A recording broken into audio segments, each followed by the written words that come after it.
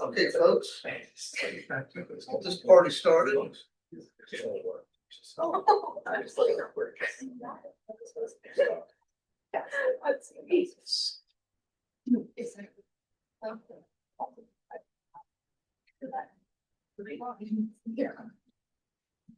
Okay, questions. And anything goes. Well, from concentration. Dr. Gordon? Yeah. I've got one. It's from The the, review session is not going to last very long until I can find the eraser. So, hold on, one second. I'll Who just- steals erasers? Right. Yeah, because you didn't have much of them. Yeah, that's you like that. It's pulling out. It's like, oh, he's gonna be so. Yeah. I can't wait for the. I know.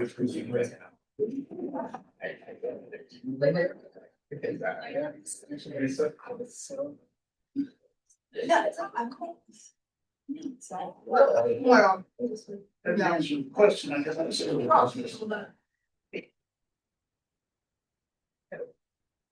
Okay. So what was the question? This is from the spring 2018 exam, but basically, could you show the proof for every Euclidean domain being a PID? Oh, yeah. Wait, which? That was spring 2018. Okay. Number 9. Yes.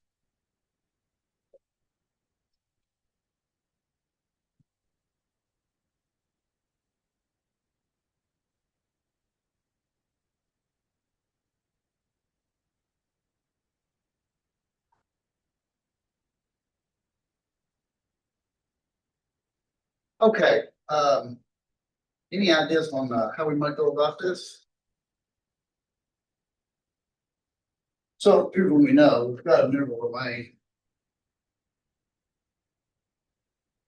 So you put in domain.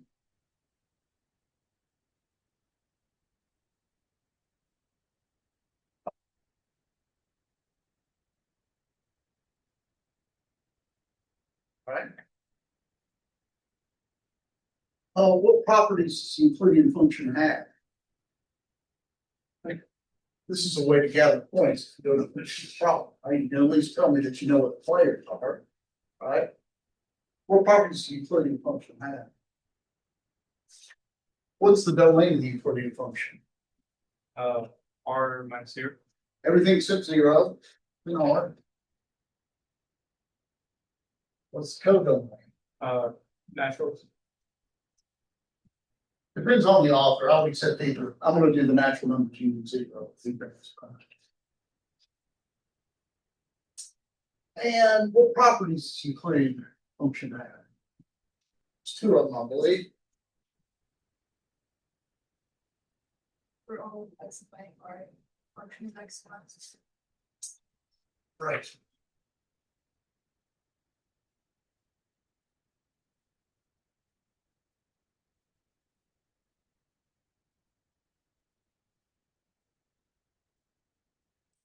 So there's that. And 2, this is the one that brings more bell from the old days with, just the ordinary integers.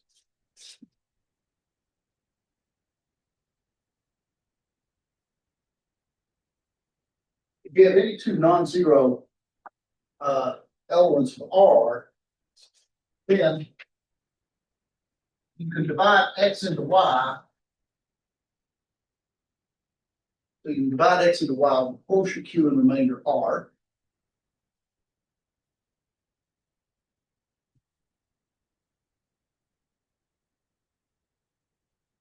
And what's special about R? What do you know about R? The phi of R is the phi of Y. Or something else. Equal to. Oh, R is. either R equals 0 or B of R less than B of X.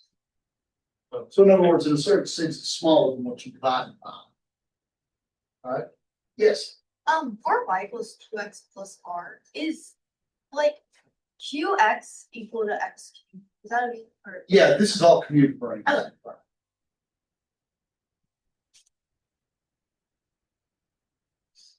Although I've graduate students done a project on dividing in both ways this way, it's much more complicated.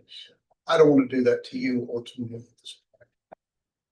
Okay, so we want to show that any Euclidean domain is a principal ideal. So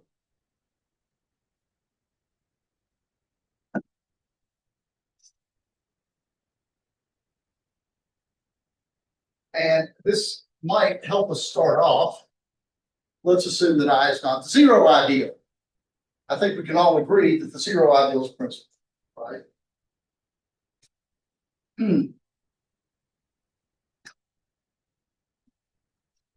So what we want to do is we want to show that this ideal is principal, right? And then we'll be done, right? So if that ideal is principal, it has a generator that generates it. How are we going to find it?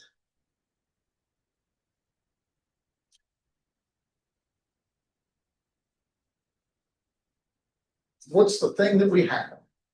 Oh, we have Euclidean. So let's consider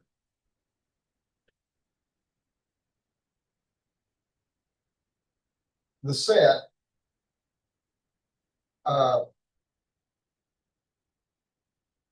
we'll call this set M.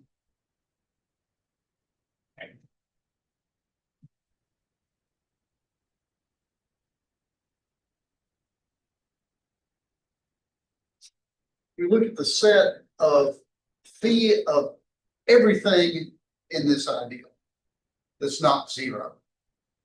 All right. Let me point out that this is not the empty set.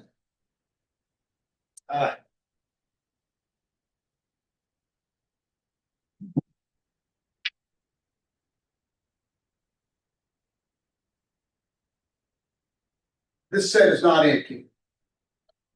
Why? Because I is a non-zero ideal. There's at least one non-zero element in it, so there's at least one thing to measure. Am I okay with that?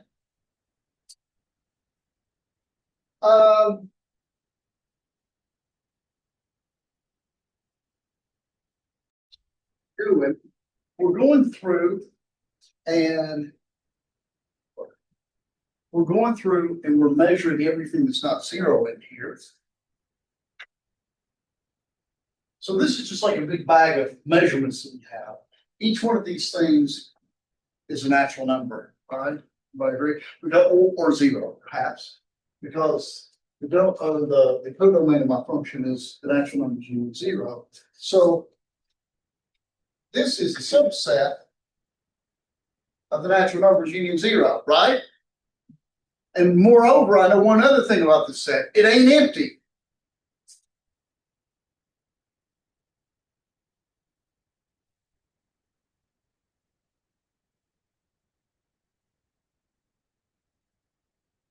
Big 3190 question. What is true of every non-empty subset of the natural numbers? It has smallest element. By the way, that's equivalent to mathematical induction.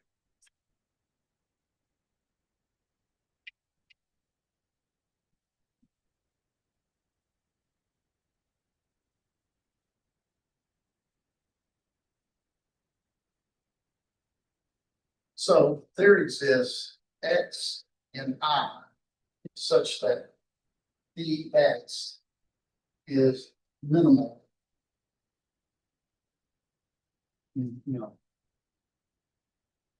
Right? Here's really all we've done so far. We've taken our Euclidean function and we've measured everything in the ideal that's not zero. Right? There's something in there that is small, but the Euclidean function tells us is as small as possible. By the way, I don't claim that X is unique. right? I mean, maybe the smallest value that it ever takes on is one, right? And maybe there's a whole bunch of things in there that have phi of x equal to one. We'll just pick one, right? There's one that has been one. Now, what do you think is next? Take this at generated by X. Right, I'm guessing that X is the generator, and so our next step is.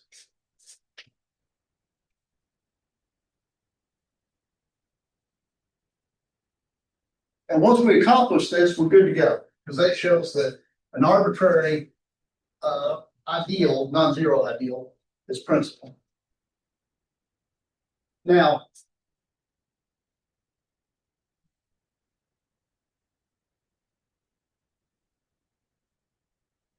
okay. That's easy enough. X is an element of I by definition. So the ideal generated by X has to be contained in the ideal I itself. Right? The fun part is the next part.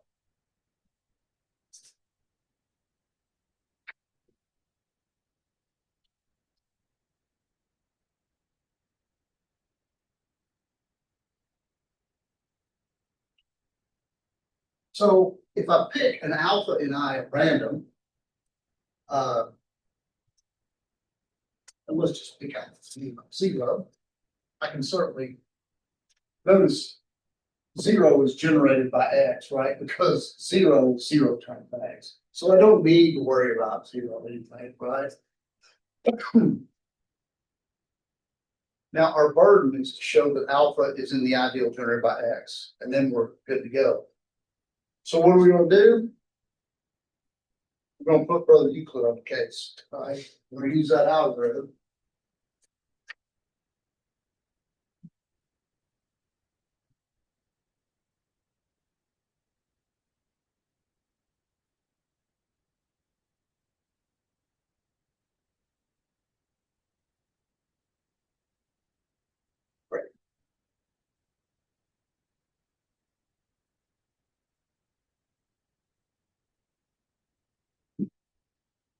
Well, really what I'm hoping for here is R0, right?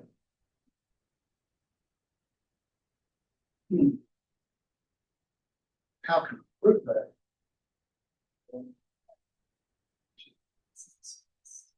Okay.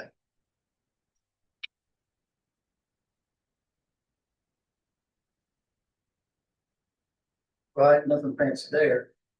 Where does alpha live? In I. Where does X live? In I. So this business right here is in I. Everybody okay with that? Okay.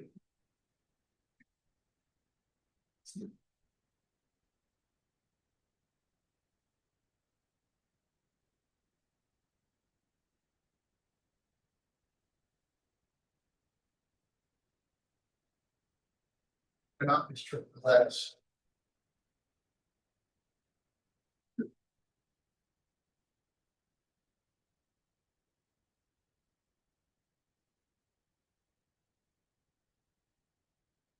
So we are forced, are we not, into concluding that R is zero.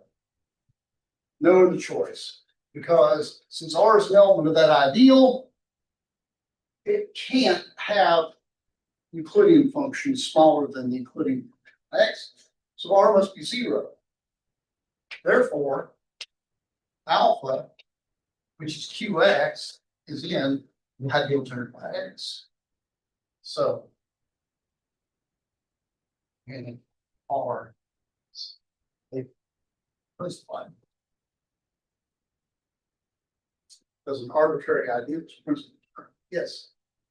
Intuitively, why would we expect that just like having an integral domain with this special kind of function would like what is the connection between like principal ideals and this Euclidean function?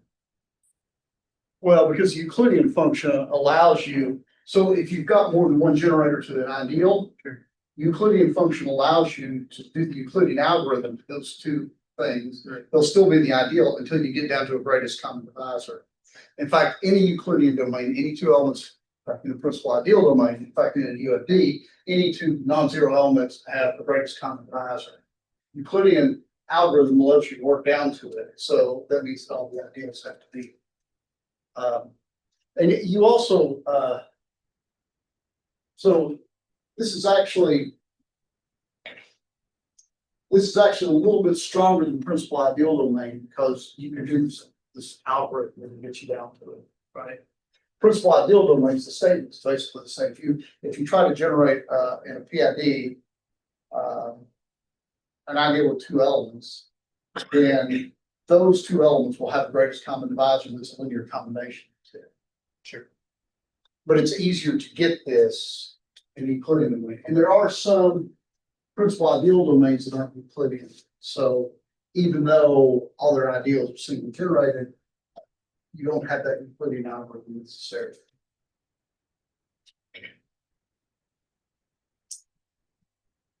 Okay, other questions? Yes. Did you number 9 on fall 2020? All 2020?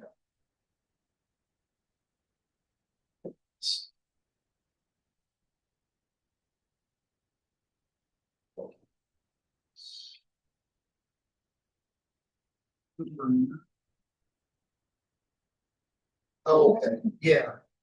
These are kind of common problems. Make sure we get this one right. So I have the following, in this case, finite abelian group. G is Z20, Z21.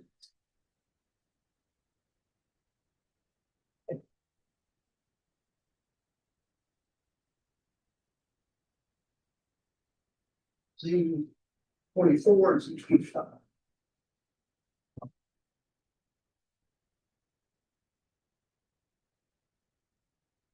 Oh, by the way, folks, I thought I was going to be done with your homework before the review session. I apologize because I'm not. It will get done tonight. I've just got 11 left on the last homework set, so that'll get you caught up anyway. It'll be done tonight or before you get out of bed. So, how do we do this? Yes. Could you also, I don't know how long it would take for you, but could you give us like the score breakdown before the, or at least the total score before the? Well, yeah, I can do that. I can update that. That's easy enough, right? It's not going to be much different probably than what I gave you for the next one, but it might give you some perspective. All right, sure, I can do that.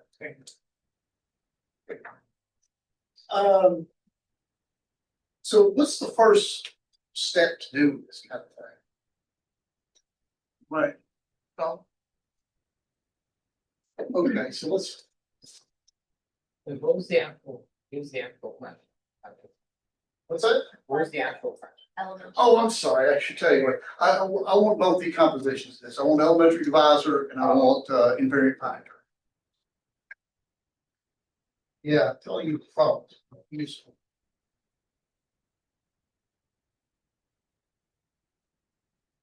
The first thing I like to do is break these down into prime powers. So this 20 is 4 times 5, right? So that's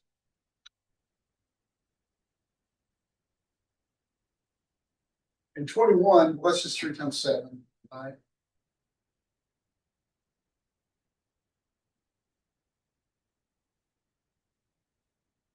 $24 is 8 times 3, that's its prime power decomposition. And 25, already a prime power.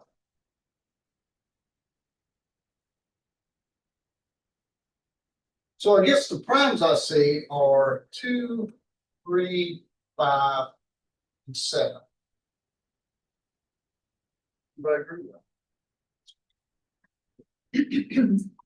So this is like, I like to take this in steps. So let's do the elementary class.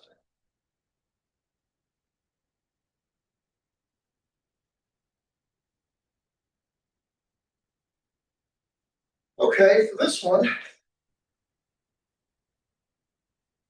I'll just go through all my primes.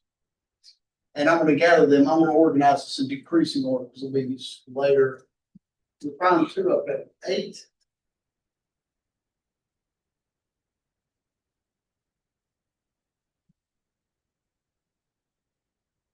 So that takes care of you.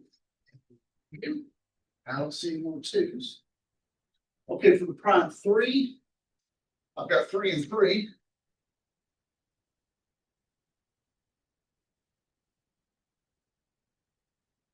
So that was you and you. And I looks like I'm out of gas on that one. With the prime 5, I've got 25 and 5.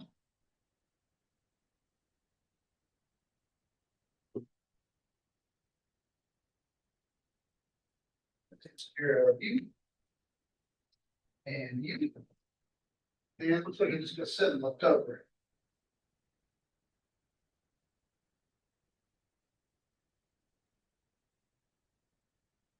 And there you, yes. Wasn't it already in elementary divisor form there? Or does it need to be noted to parentheses around? I also do this because it's gonna help me in the next step.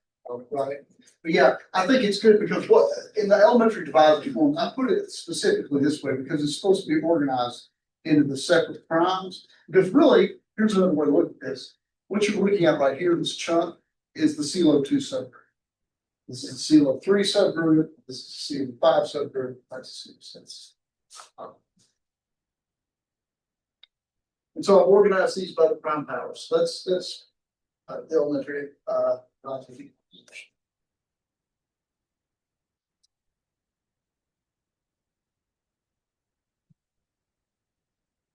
Now the invariant factor.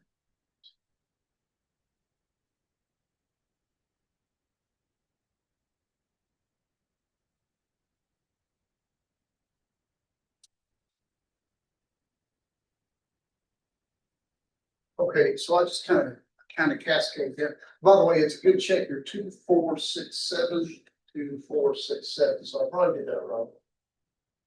So just take the largest and multiply it back. But this is the largest, I'm fixing to build the largest subgroup that I can of this. This 200, 640, 200, which is 725.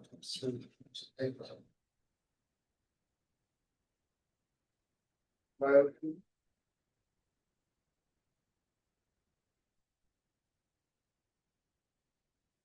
And the next step is you just do a greedy algorithm, just cut it down till you run out of real estate. And the next one is, well, there's just going to be one more step, right? 4, 3, 5, 6. So these two groups, whether you write it elementary divisor, invariant factor, they're isomorphic. But depending on what your application is, what you're using this for, that might be the most useful, or maybe that.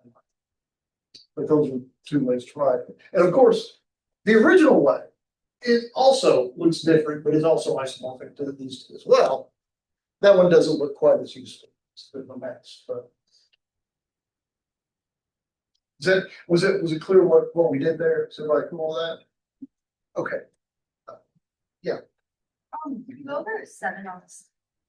7 on the same.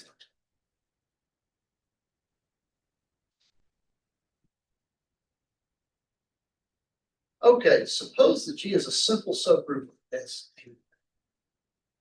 For some N94. So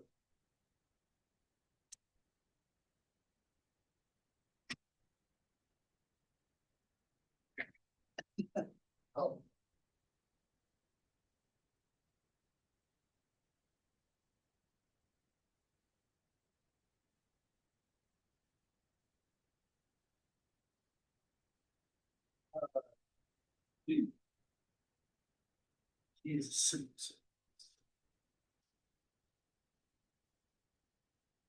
Suppose G is a subgroup of Sn and E is simple.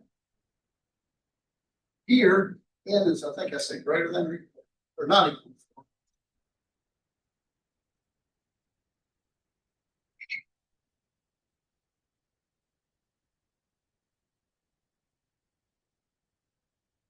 Show AN intersect Q is 1 or G is contained. So let me write this out a little bit more. Show that either uh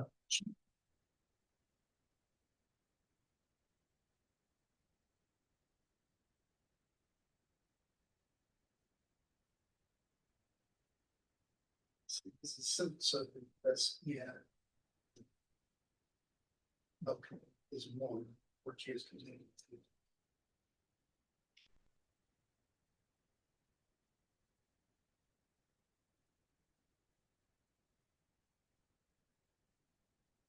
Okay.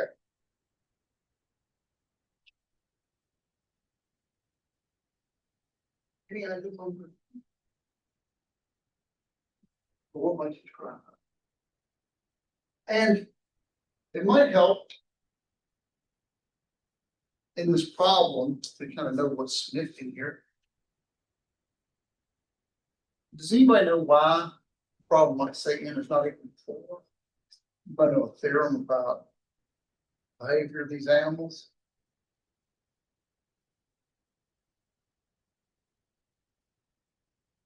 As four is simple. What's it? Is as four simple? Is A. No. You kind of got it. So, in fact, none of the SNs are simple because they've all got the subgroup A in, right? But All the ANs within greater than or equal to 3 other than 4 are.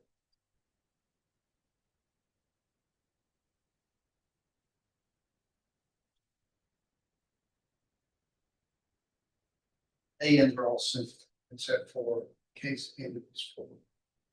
But A3 even is cyclical.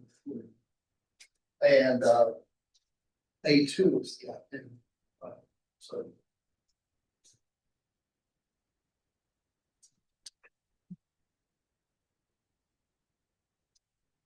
Okay, how does that go?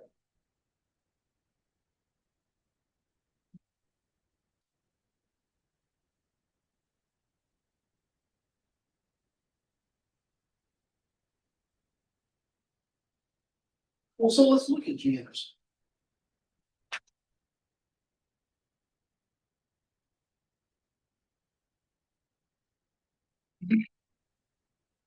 What we know about G is simple, so that might be useful.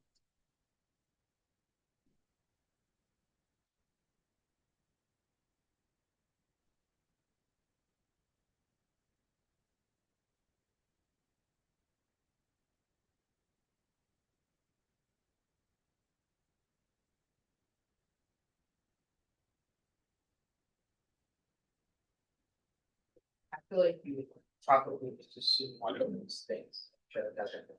So like, So you wanna pick one, Let's say- assume each other. yeah, let's say that G is not a subgroup of A, sub N, and then Okay. All right, I guess we can that way. Suppose. Well, so. This one, what do we know about G-intercept? We know it's a subgroup.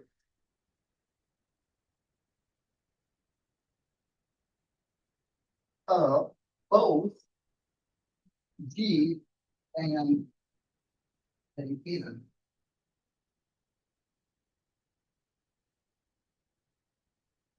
Right? why do you know it's a group? The intersection of any two subgroups of groups.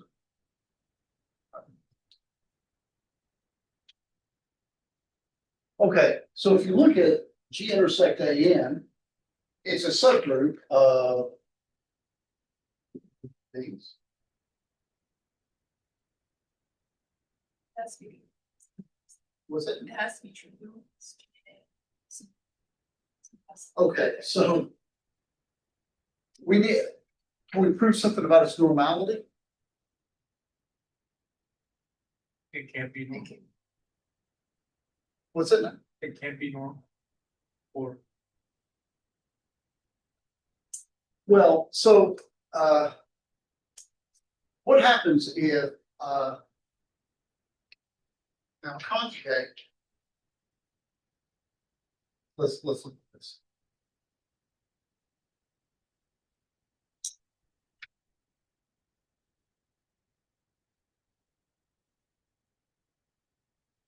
Everybody agree with that? So I'm gonna focus on this.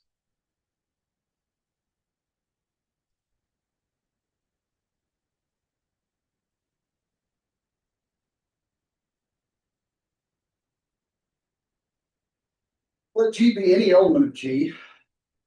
And let X be in the subgroup, right?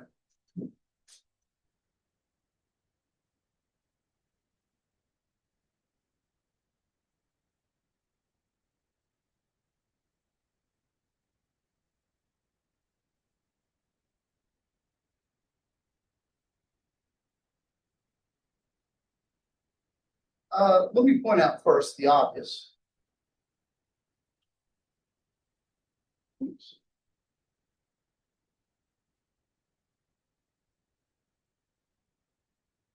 For sure, right? Because all the players are in G.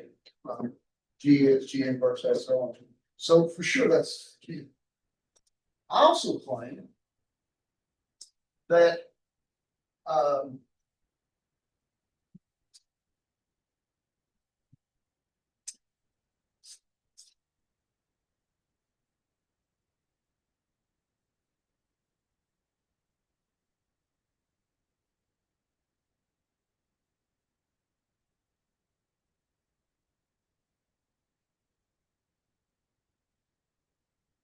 why is that?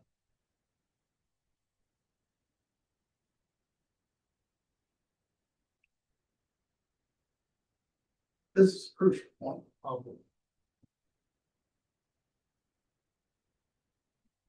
because if G is a odd term that is an odd, like is has an odd number of transpositions, then G I think inverse this will is have the going to same be amount. overly complicated. So since G is in G, which is contained in Sn, and An is normal in Sn, then G inverse Xg is in Sn.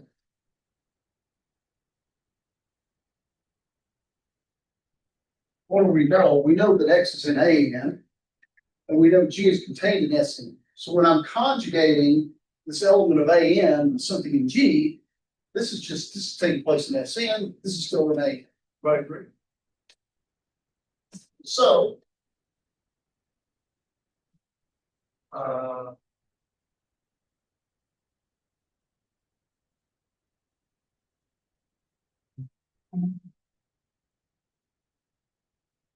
so this has to be a normal subgroup of An.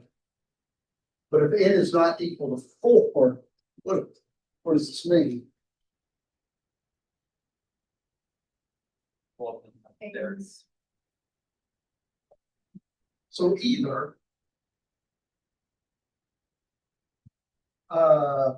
G intersect An equals An, which means the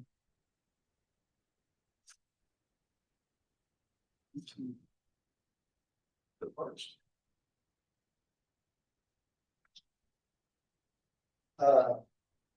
this is it's simple either one. Oh, I'm sorry. I was thinking of this as a subgroup of An and not as, my bad.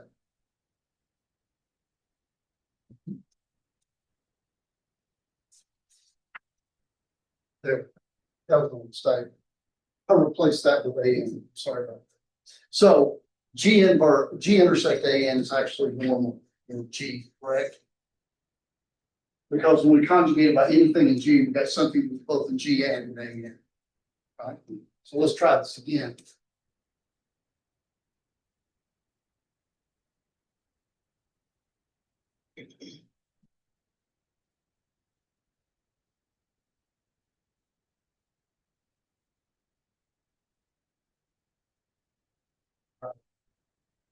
In the first case, if G intersect AN is all of G, then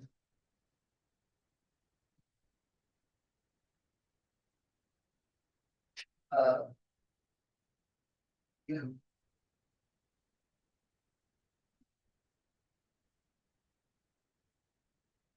so you intersect this with AN and you get everything back, that means that had to be contained in AN. And if G intersect A and it's 1, then that gives the other case.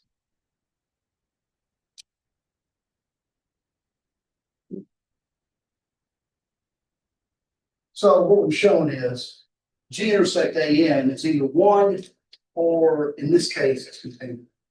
That's simply it. Is that covered for you? Okay. Good. Other question? Yes, you have. If we have a question. This is question 6 from the 2018 fall. Okay, let me look here. Or spring, sorry, spring. Spring. Yes. Which question? Question 6.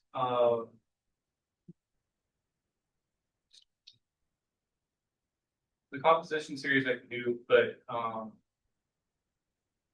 does it not contradict the Jordan Mulder theorem? Well, Like just. I mean, you should expect. I don't know. I might have prompted my class with this. Did you ask me about this earlier? Or was No, it I somebody think else? I can ask in. Okay, right. So, yeah, this one, I'm afraid this question is important. Complete. Well, let me show you what I was going for. So I asked for composition series and composition series for S3 and Z6.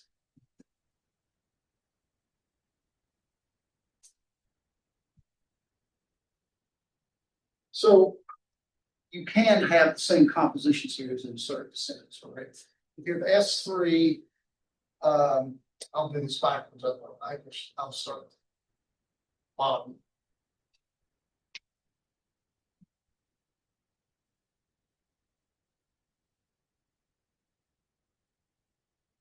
There's a composition series for S3, right? And here's one for Z6. Now, of course, in the Z6 case, every subgroup is normal. So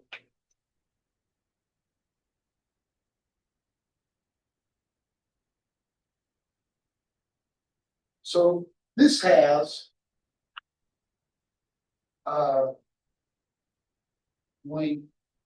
I guess they call it 2 main composition factors.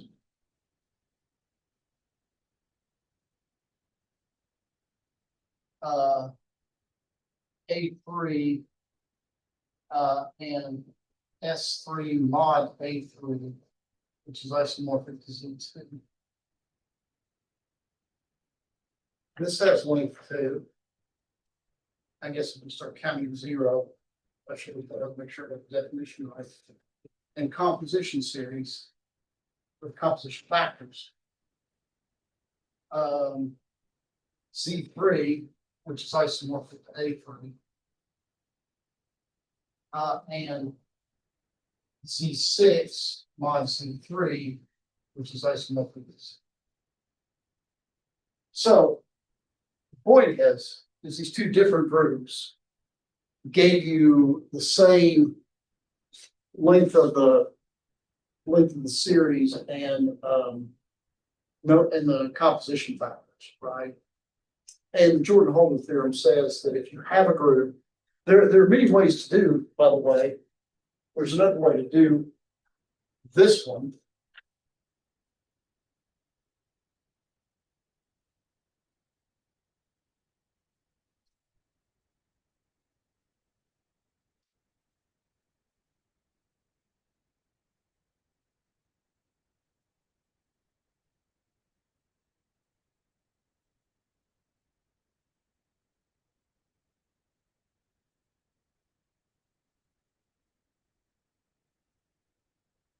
Jordan-Holder theorem says if you start with a group and you get its composition series, the number of composition factors and what the composition factors are uniquely determined.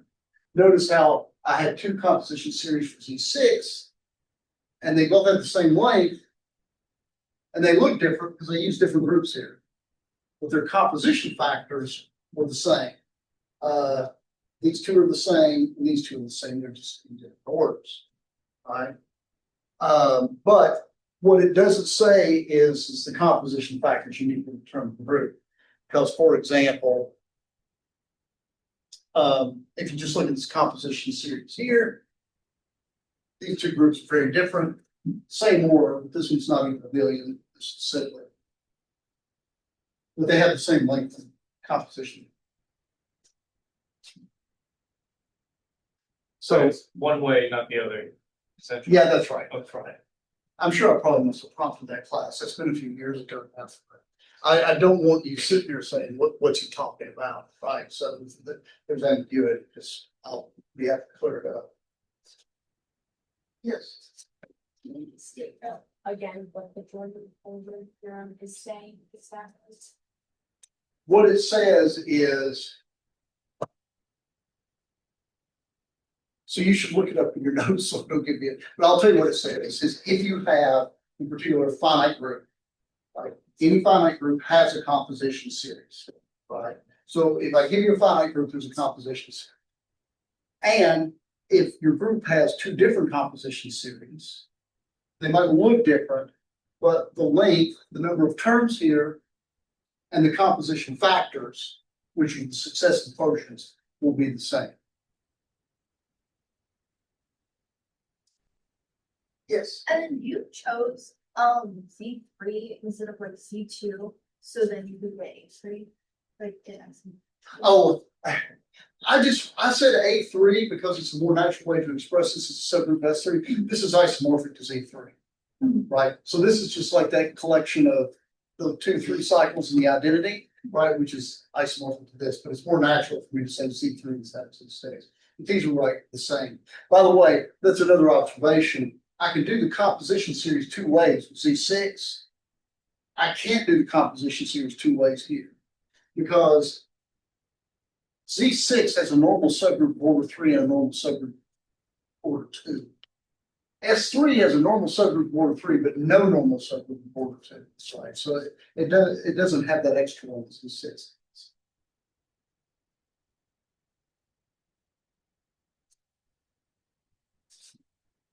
Okay, other questions? Yes. For the spring 2021 final, question 5 showed that the equation x squared 14y plus 80 starts line.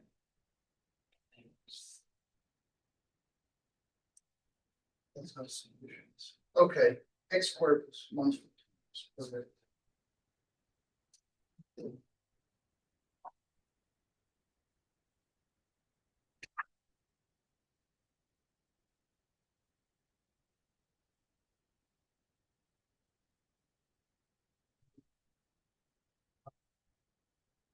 Solutions. X and I. So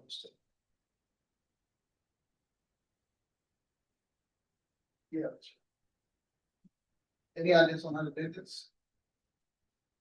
You can mod some, which That's the way to go. And two's not going to get you enough oomph, right? If you reduce this equation mod 2, you get x squared is equivalent to 0 mod 2. That's got solutions, of course. However,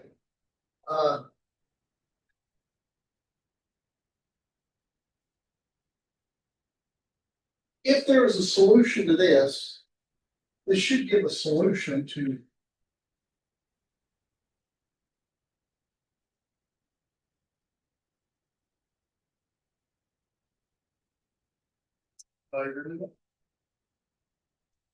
really what you're doing is that you're actually applying the homomorphism that goes from Z to Z mod 7, where you take every integer mod 7, right? So 80 goes to 3.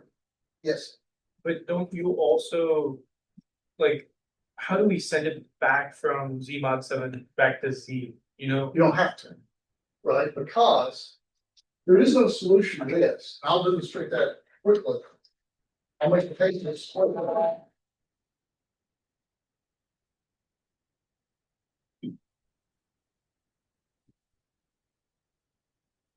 Seven equals plus minus seven.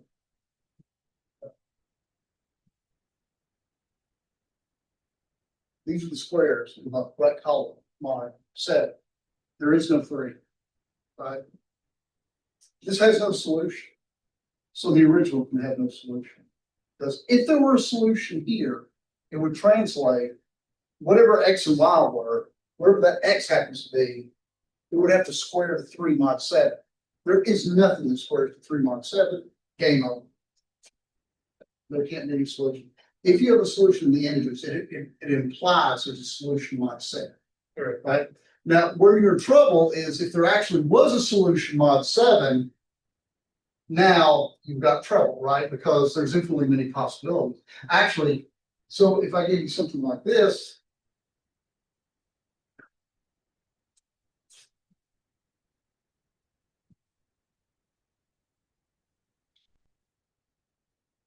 well, let's see.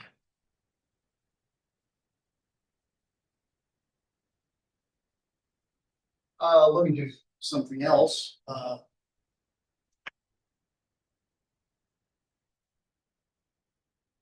You could also do the homomorphism C to C mod 5, and this would give you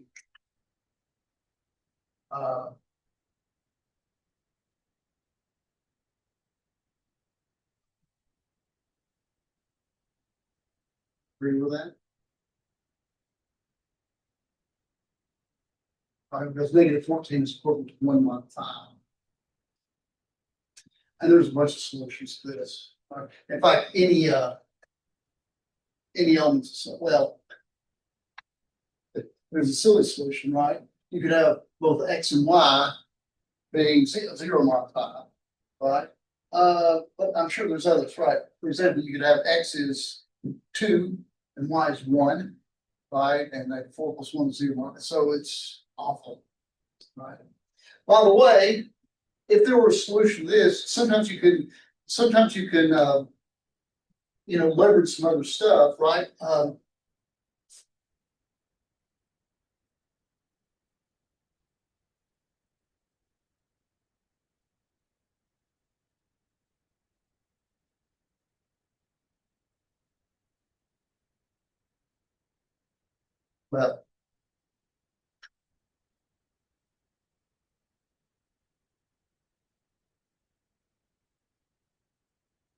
Well, I agree that solution 0 works here, right? But I could eliminate that as well with a little bit more work. Because if x is equivalent to 0 mod 5, and y is equivalent to 0 mod 5, then we write x equals 5a, y equals 5b, for a being the integers, right? Now, shove that back into the original equation, and I have 5a squared minus 14 times 5b squared equals 8.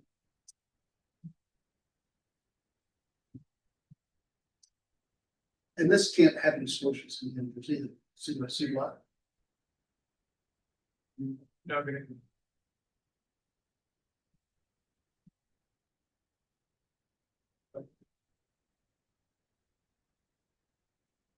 Because if you divide out by 25. The left side of that equation, how many, it turns out to be some integer, right? How many factors of 5 does it have in this prime factorization? At least 2. Right, remember that? There's a factor of 25 here, there's a factor of 25 here. There's at least 2 factors of 5 on this side. How many on that side? Only 1. So this one is a red herring, but there are many other things to check out. Right? I really did, because I know you raised it, but like, I know how you got like 80 is 3 mod 7, but where does like, how did you get x squared is 80 is like 3 mod 7? Like, how do you do like the mod 7 from the polynomial? Are you asking how I picked 7 or asking how I got 80 is 3 mod 7? Asking how you picked 7 and like did reduce the polynomial to mod 7. Okay, so I'll take that slow.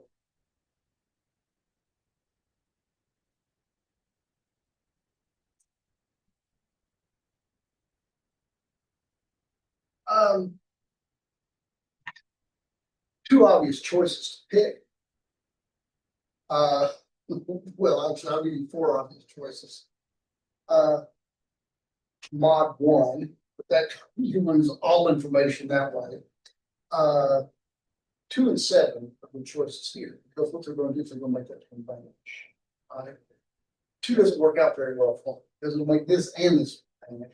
So we're looking for solutions to x squared equals 0 by 2, and that's any even number is on the table.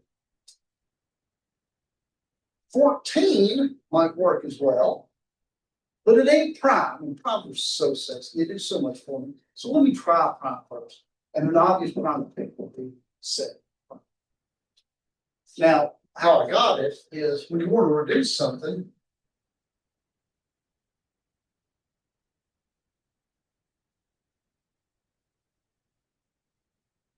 remember, whatever its mod is what you get in this remaining hit on division by the mod.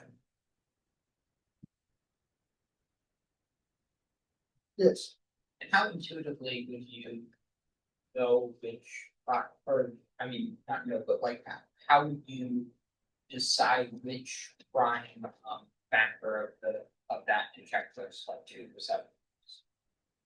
Like just, or you just have to check? Yes, tarot cards. There's actually art to that, right? Primes are good choices. Primes that make things vanish are good choices. Sometimes 4 is a good choice for some things. Sometimes powers of 2 are a good choice, right? Mod 8, 4, things like this. But I hate to say this, but I mean, a lot of it is kind of, mucking around with it. Yeah.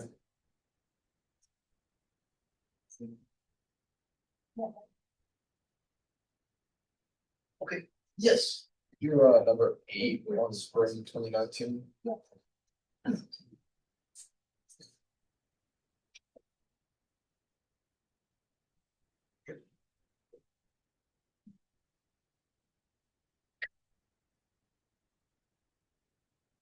Oh, show there's no simple group of order 48. This is a good one.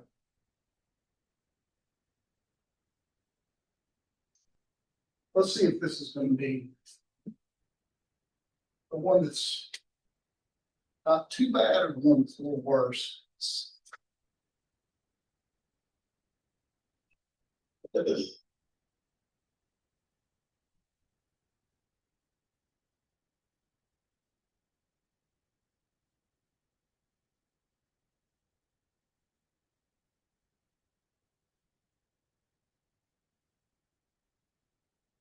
while I'm at it,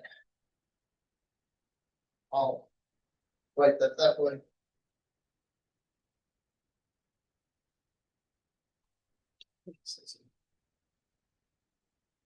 Um,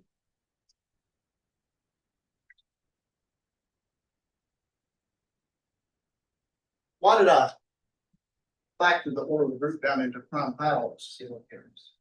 That's right. So let's look at the Sylow Theorems. Let's let n.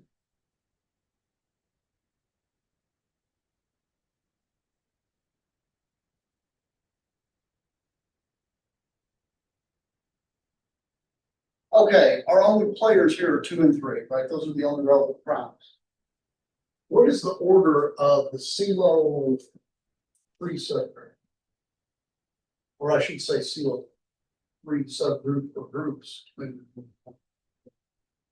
3. What's the order of the Sylow 2 group? 16th, right? So you've got that big clunky thing. Let's see what we've got coming out of the gate.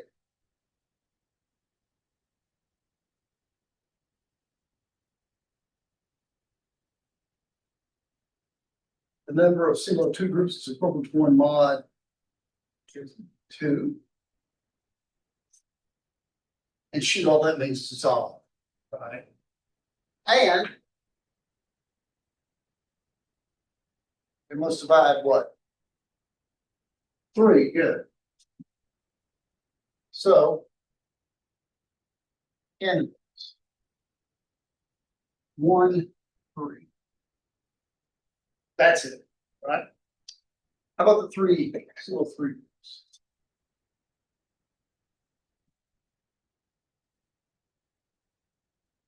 And n3 divides, in this case, 16. Right? So you've got sort of a richer array of possibilities. Right? So candidates. Let me just write down.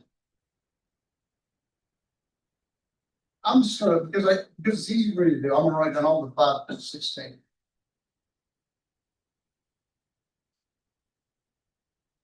But not all of these are allowed because of the condition they're put on model 3, right? So which ones are left over for me? What's that run? 1, 4, and 6. Right.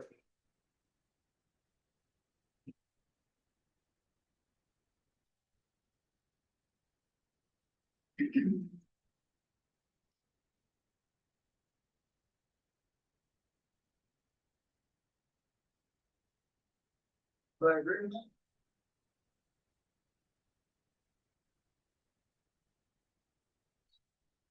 So suppose G is simple. Then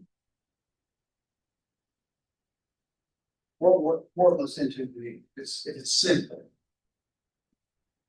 3 has to be 3 because what happens if N2 is 1? There's only one Sylow 2 subgroup and it has to be normal, so it's not simple. Do I agree with that?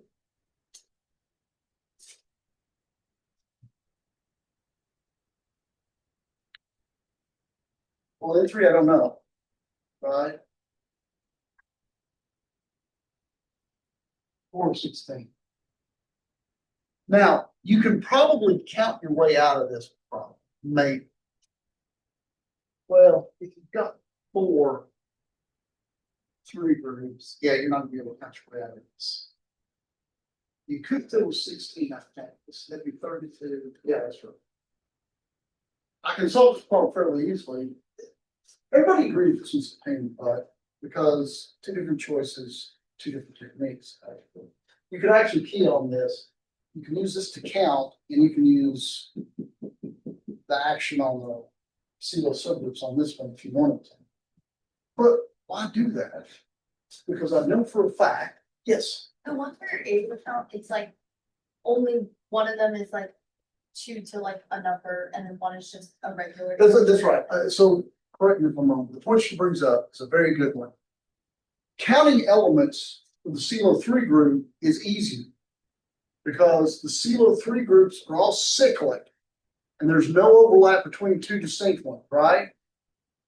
Counting elements for the Sylow 2 group, dangerous. I ain't saying it can't be done, but you got to be super careful because if you have 2 Sylow 2 groups that are different, their overlap could be a subgroup of order 8 or 4 or 2 or 1, right? The only thing I know for sure is if they're different, they can't have overlap of 16 because that means they're the same. They have overlap anything, and you know once you've got these 2 intersecting in 8, and it becomes hard to count, right? So I am going to focus on the Sylow 2 groups, but not to count.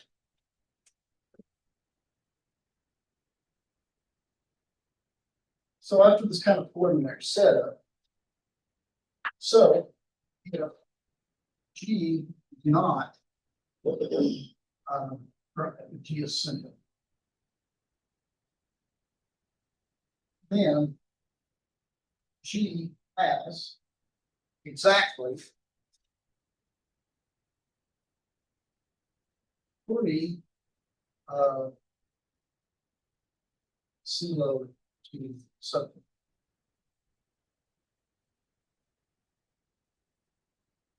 And I'm gonna call this.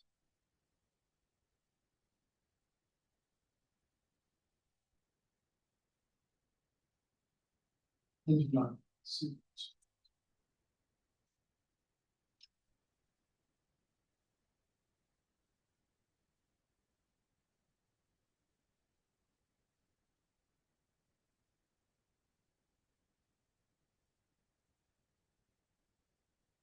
So G is simple. It has to have bar work here. You know, it has to have exactly three Sylow systems.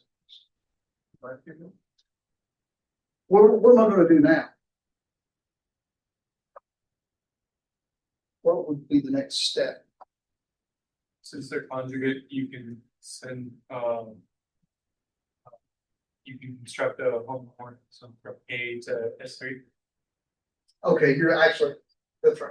The important thing now is we're going to do thespian, we're going to do acting. So G acts on A by you don't really need to know specifically how this works, you just need to know the theory. And let me remind you what I mean by that. If G is in G and EI is in A, then G acting on EI is G EI G inverse. Right? So, for example, if I have some G in here, you conjugate this, and you conjugate this, and it permutes. Right? P1 might be left alone, you might swap these two. G might conjugate P1 to P2, P2 to P3, and P3 back to P1, but it just does some permutation, right? This action, and this is the theorem of class, gives, let's say, induces a homomorphism.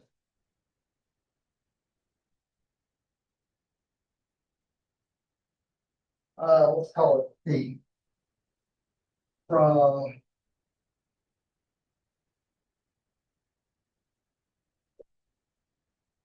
and the way this homomorphism works is you look at whatever G does to all three of those things, how it commutes it, and if G takes P1 to P2, P2 to P3, and P2 back to P1, then G will go to the permutation 1, 2, 3. If conjugating this leaves one alone and swaps 2 and 3, then it goes to the permutation 2, 3. Everybody okay with that? And the S3, of course, comes from the fact that there are three elements in that, three Sylow separate.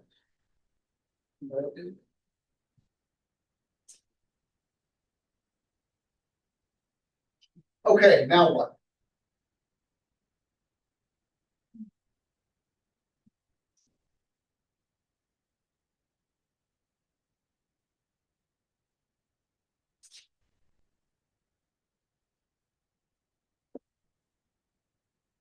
Linear. Yeah.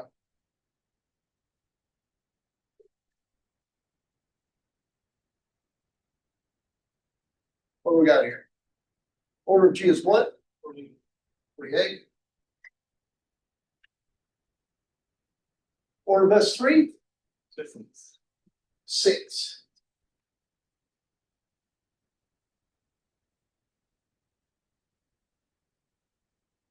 So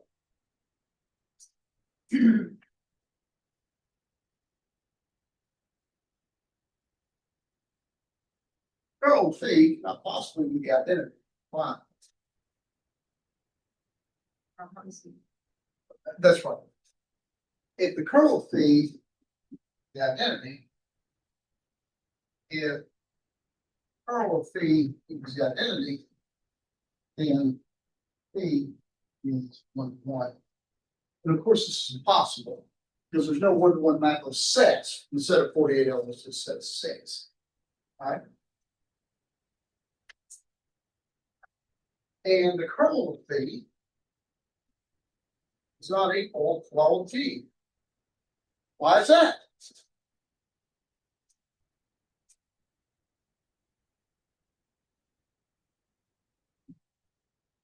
This is. Oh, it's a non-trivial. It has, that's right. If kernel of phi is g, then the identity. And let me make sure this is the implementation. So action is trivial.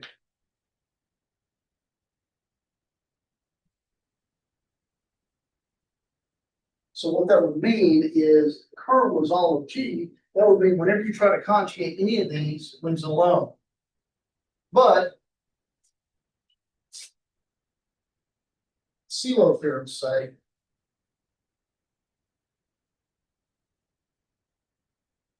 all Sylow subgroups are functional.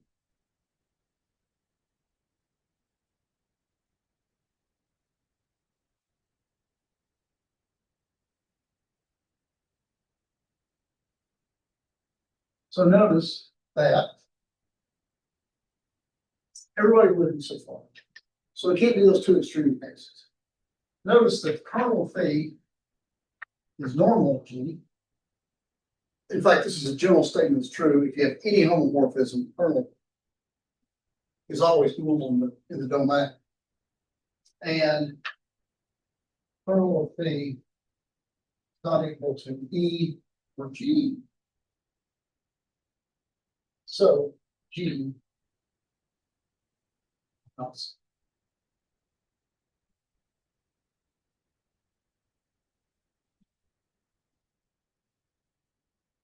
Okay.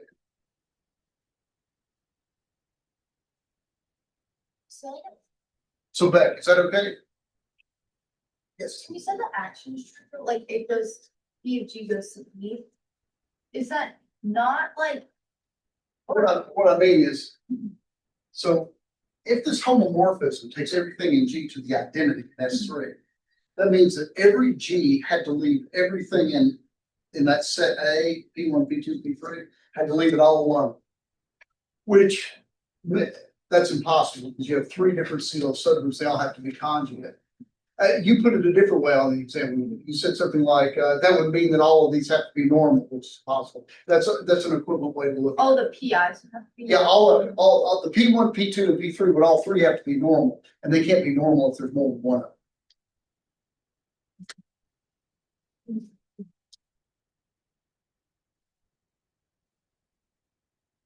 Okay, other questions?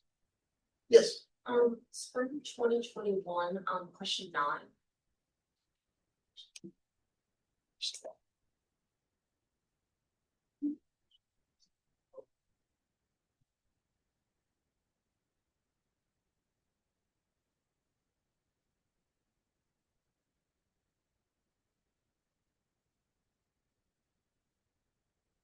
Those that are community one, it's much multiple set, that's an S, no problem. How many elements are there in the S course? Okay. There's a quick answer to this if you remember something I told you in class.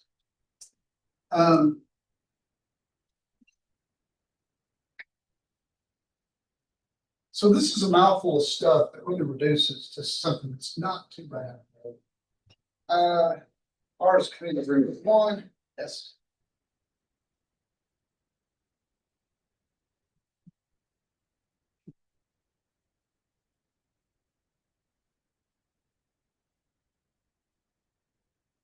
Set of S and S is nilpotent.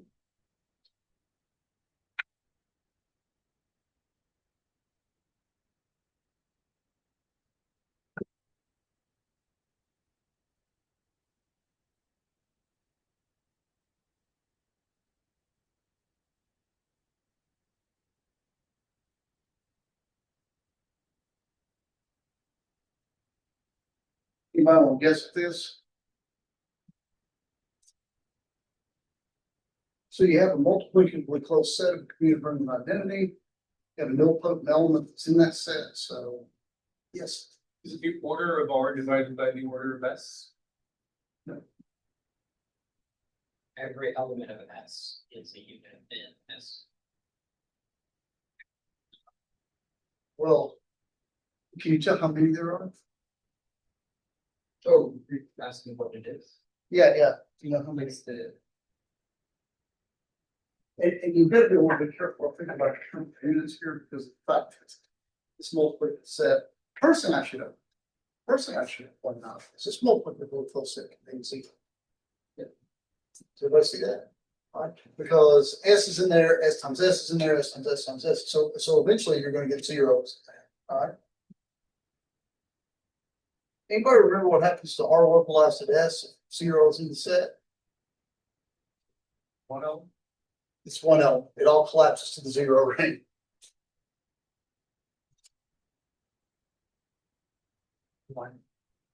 This is just zero. Let me show you why that's true. In case you didn't remember the factoid.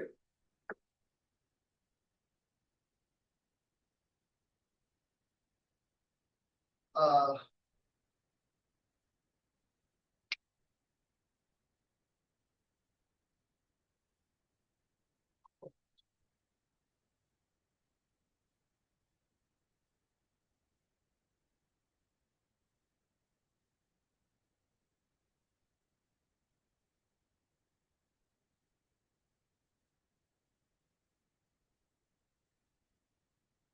don't remember that?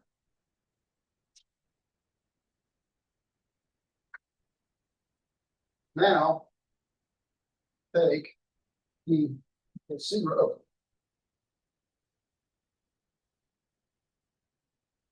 I mean, since zero is in your multiplicative set, you can choose it, right? This means for all R in R, S in S, well,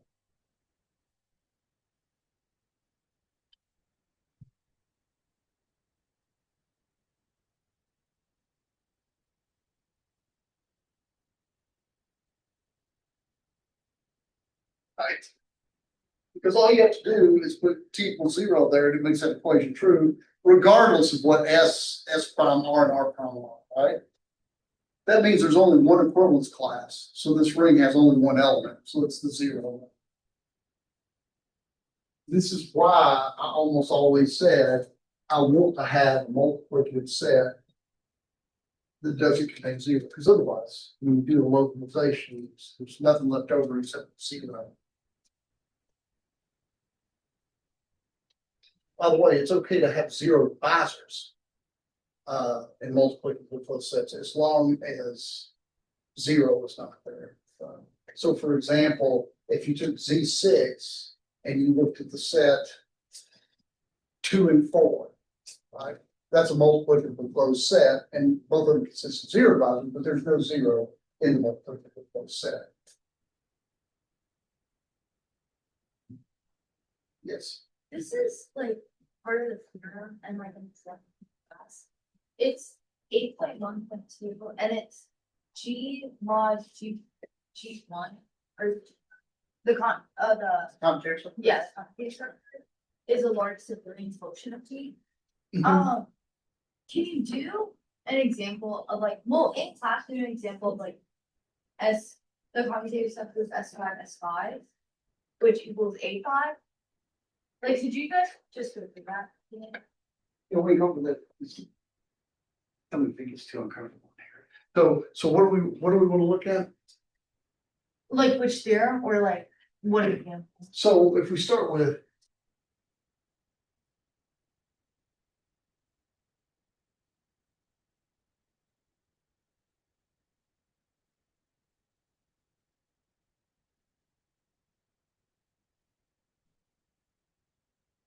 notice that A5 is normal in S5, right? Mhm. And as it turns out, A5 is the commutator circle.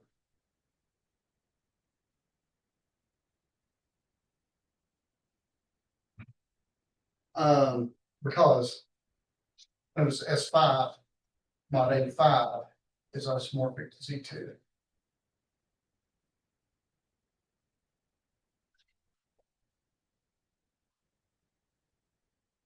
Now, really all this shows, since the quotient's a billion, is that A5 contains commutator subgroup. That's one of the theories he had. And if I think it was a homework problem actually, that if you have a normal subgroup, if you have, does this look familiar?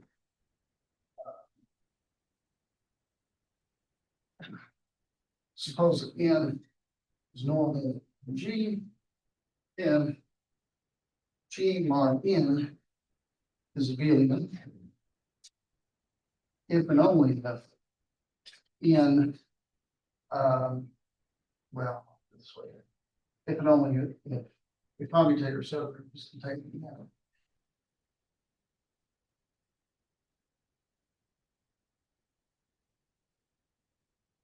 I'm going to do that as a homework problem. It's not too difficult. So what this means is, since this quotient is a billion, this means that A5 contains the commutator subgroup of S5. And in fact, it's equal to the commutator subgroup. Why can't it be something smaller?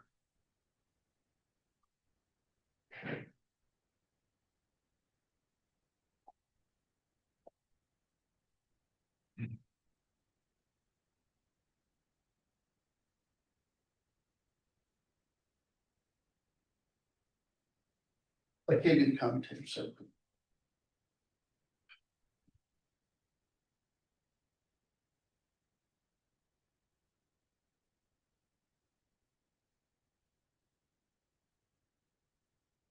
Why is K contained in that spot? Because of this. G mod A5 is a billion, so that means that, oh, right. So that means that the commutator subgroup must be contained in A5, right? Anybody know why it can't be something smaller than A5?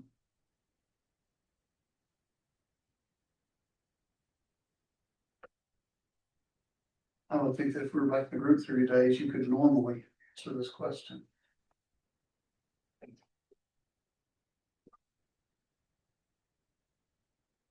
Oh, S5 doesn't have another normal group? That's right.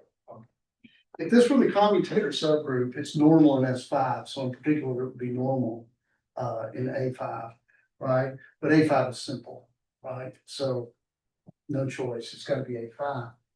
So A5 is the commutator. What's the commutator of A5?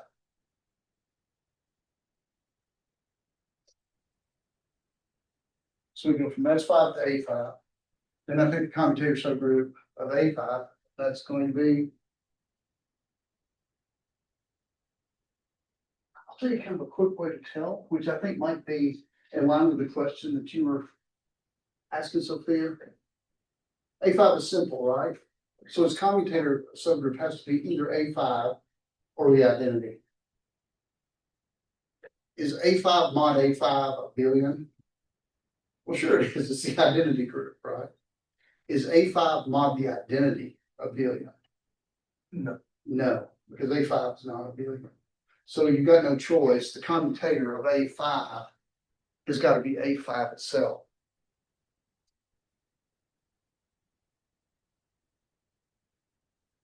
So the derived series for S5 stops here. S5 jumps down to A5, and then you're stuck. You just keep taking commutators and it never changes. And as weird as it's going to sound to me, that's why you can't solve in general a fifth degree polynomial with radicals, because you get stuck there, right? But that's an advertisement for all of you sad lost souls who won't be taking 4130. So your chance is not up yet. Yes. We're trying to show like the number of units, nilpotents and zero divisors in a ring, in a abelian ring. There, for a concrete example, there was fall spring 2018. question 7 is looking at Z18. So Z18 is isomorphic to Z2 cross Z9. Mhm.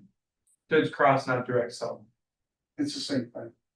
Oh, It's the same thing for a finite number of rings. okay. But before did I address your question? Yes. Okay. Okay, so are you asking about that? So, Yeah. So, so what are you asking for? Is it just Z18? or maybe pick a bigger number because Z18 is small enough to where as I was writing it, I was thinking I could have just done it by hand, like without considering the.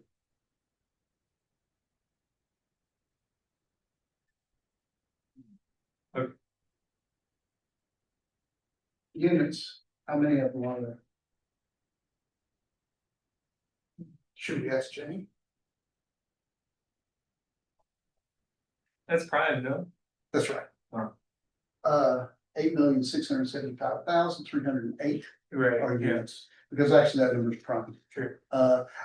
So if that's the case, how many zero divisors are there? Just the one. Just one, just zero. And that's, that goes along with the number of nilpos. Like 120. You know. You want to do 120? Yeah.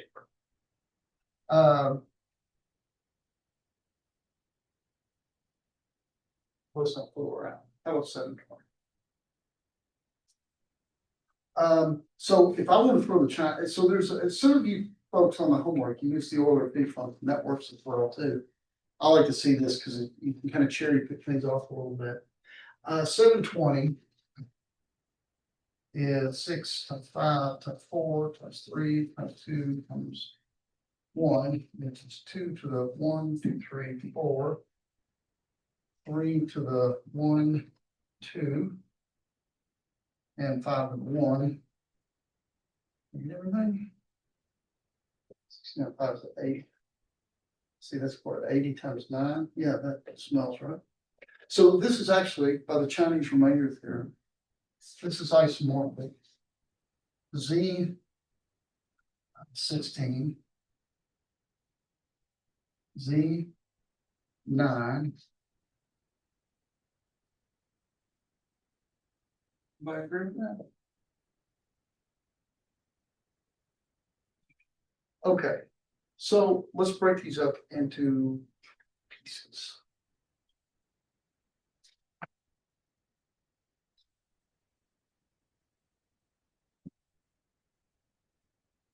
How many units are there? You can use the Euler feed function, but it's fairly easy to kind of cherry pick these off.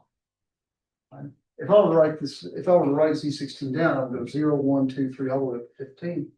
Which ones are units and how can I tell? All the units. What's it next? All the even. No. Units or non-units? Oh, non-unit. The odd ones are the ones that are relatively prime to 2, and even by properties of the integers, they have to be units here. So there are 8 units and 8. Well, remember, this is a finite ring. Z16 is a finite ring. So everything in a finite ring is either a unit or a zero divisor. So the other 8 have to be zero divisors, but I can say something more. In C16, they're in fact nilpotent, right? Because if you've got a factor of 2 in it, which is what it takes to be a non-unit, if you just take that sucker to the 4th power, you're going to get 0. I don't care what's going along with that too, right? Nilpotents.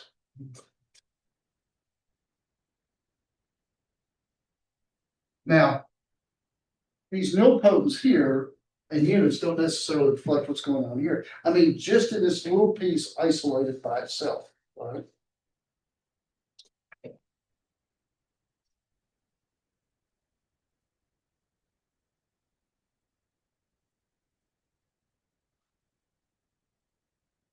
Well, I'll count these off, right? The non-units here are just the multiples of 3, 0, 3, 6, right? And so that leaves me 6 units. And 3 nilpotent. Do I agree with that?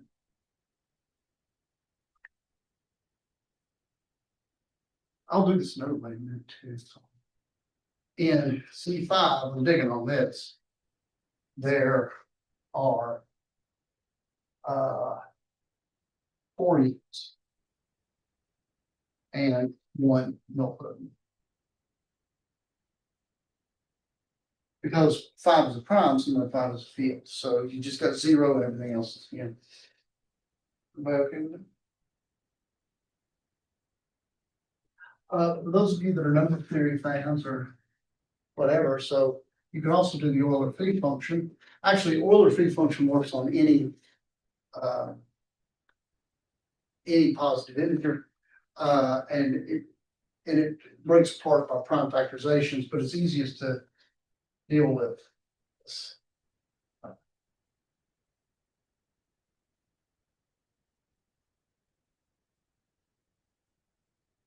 So the Euler phi function 2 to the 4th, so there's our 16, is 8 times 2 minus 1, which is 8. And there's my 8 units. And the Euler phi function of 3 squared is 3 times 3 minus 1, which is 6. So there's my 6 units. And the Euler phi function of 5 is 5 minus 1, which is, that's another way to see it. Now, those are the pieces parts that I pulled apart the Chinese remainder theorem. How about in Z 720? To be a unit, and this is what makes this decomposition kind of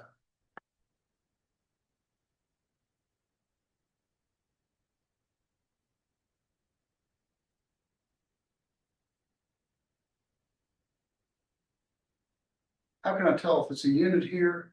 What do units, what characteristic do units have to have when I put it in that? Well, I guess it would be sort of like a 3 vector. First entry from Z16, second entry from Z9, and third from Z5. What must be true about all 3 entries? They all have to be units in the respective ones, right? Because the identity here is 1, 1, 1. Everybody agree with that?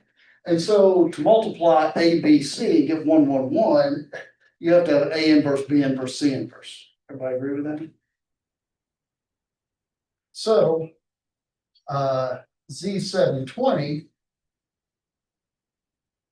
has, see, I have 8 here, possible choices, 6 and 4.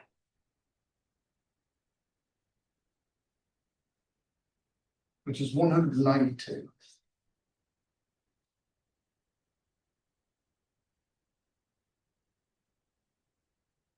Everybody okay with that?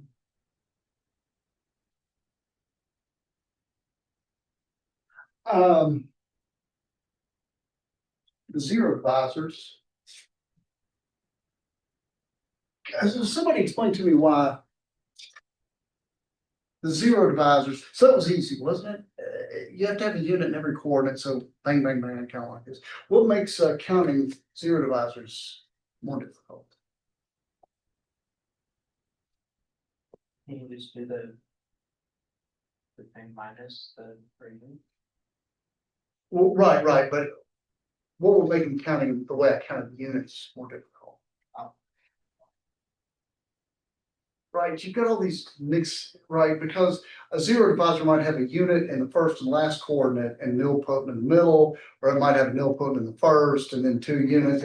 There's all kinds of crazy stuff going on. You can count it, and it's a good exercise if you like combinatorics and you want to kind of, one of the cool things about math is there's almost always more than one way to skin a cat. And so if you work the problem another way, sometimes it's a good check.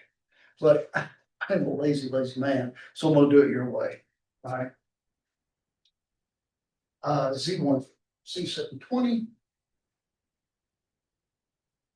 has 720 minus 192 That's what it was, wasn't it? Yeah, 92. So that's gonna be 528. Zero advisors.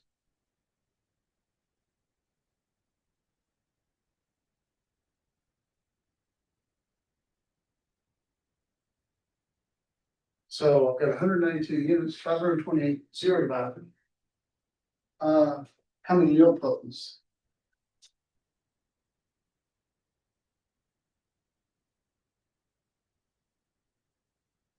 8 times 3 times 1. How did you do that? What did you say? 8 times 3 times 1. Oh, right. To be a nilpotent, you have to be a nilpotent in every coordinate, right? But, okay. So 8 times 3 times 1, 24 nilpotents. Gut check. That better be less than or equal to the number of zero divisors. And in fact, if you get equality, it better be a prime power, otherwise it's going to work. Because see, one of the takeaways from this is filling up all three coordinates with nilpotents gives you a nilpotent. Filling up all three coordinates with units gives you a unit. Zero divisors is when you truly mix and match, right? When at least one coordinate is one of the units, and at least one of the coordinates is one of the separate nilpotents. Yes. Will the number of zero divisors always be divisible by the number of nilpotents? In this case, it is.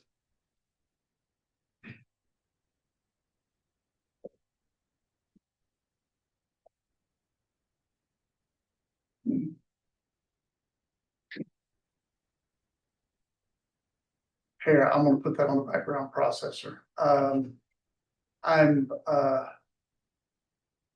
used to working with big rings, so the zero divisors here.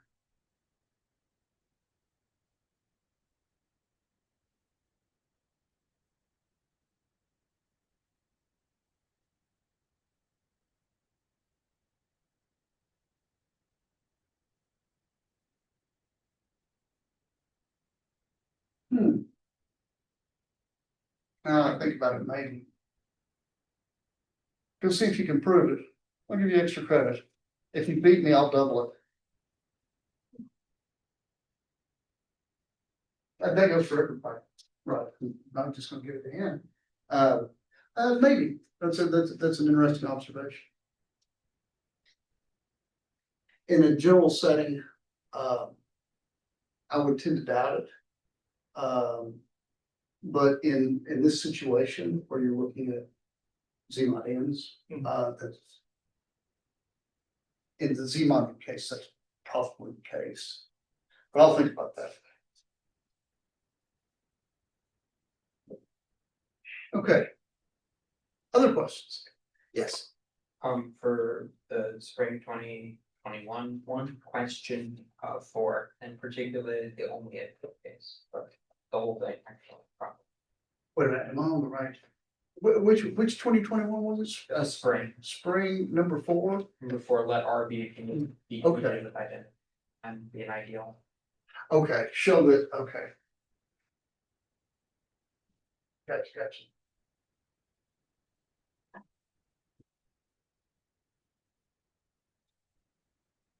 R.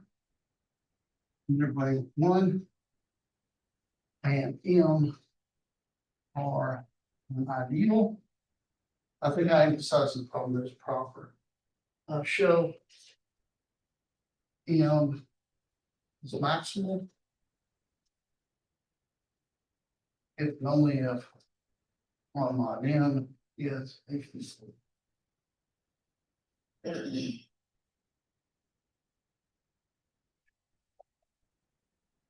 Okay.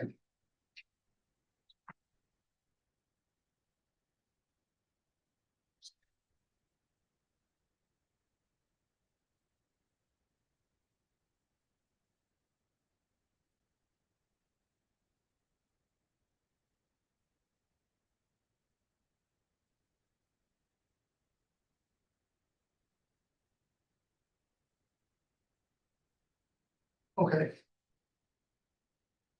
Let's go the forward direction. Suppose M is maximum ideal.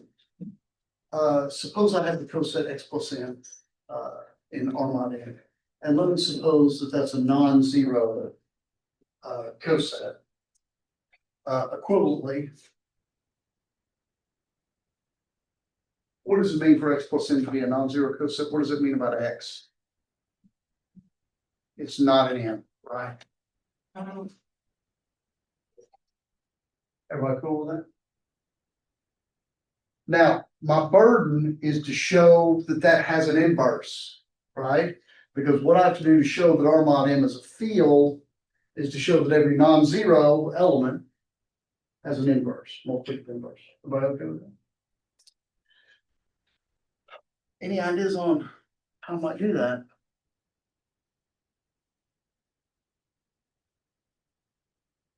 So X is not an M, and those seem to be two players in my game.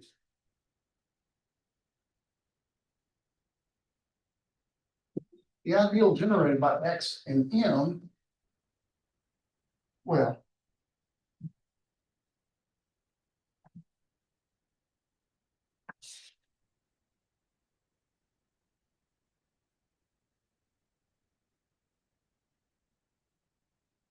if X is not an M, that's a genuinely bigger ideal. Right? And what I mean is this is the smallest ideal that contains X and M. And if this is a genuinely bigger ideal, what must be true about this? It's all of R, right? So this ideal generated by X and M is all of R. So a typical element of this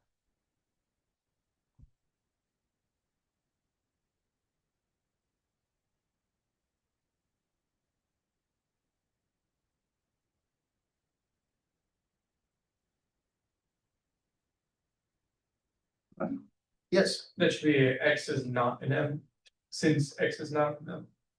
Oh, yes. That's right. Everybody okay?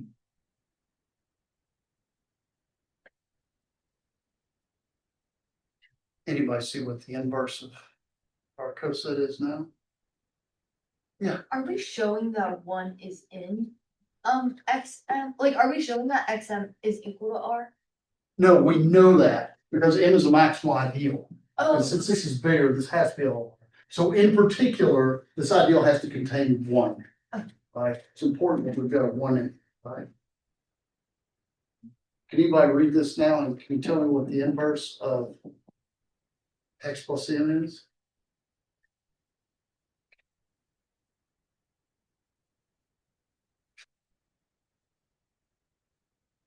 R times X varies from one by an element of N. That's all you need, really. Let's do the computation.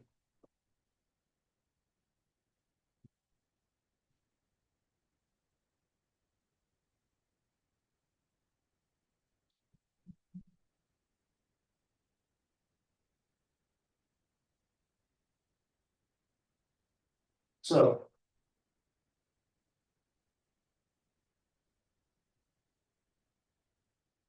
there you go. That's the inverse, because you multiply R plus M times X plus M, you get 1 plus M. So that means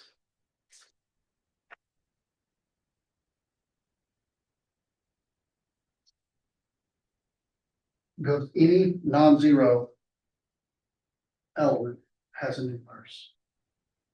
Okay, so far. Any questions on that?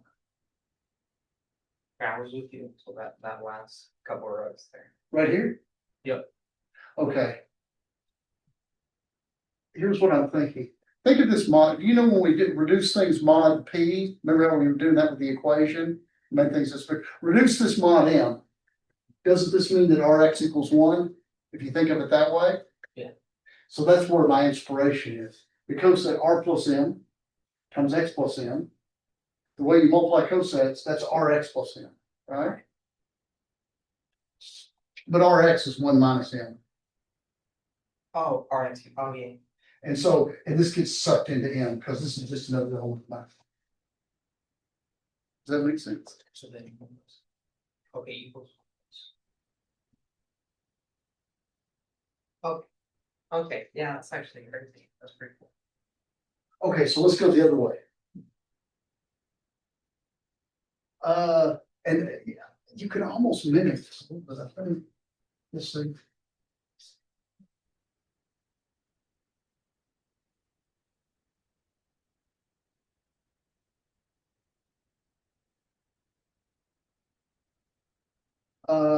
And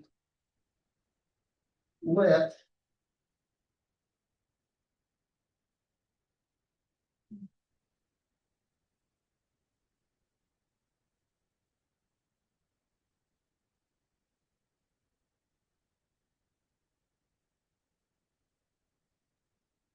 Okay.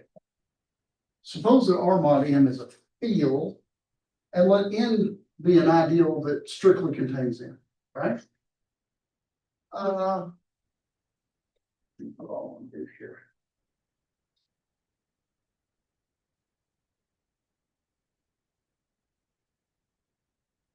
Let X be something extra in N that is not an M.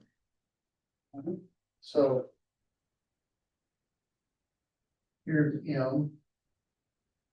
Here's N. We'll put some X here, what's extra? And then we come in. So. X plus N.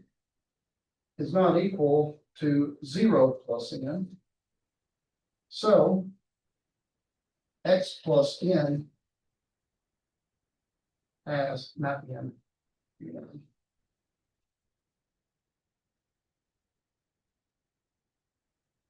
Has an inverse. In all my things.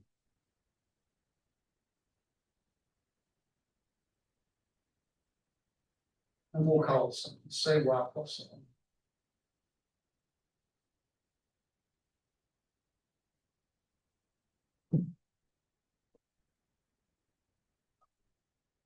So.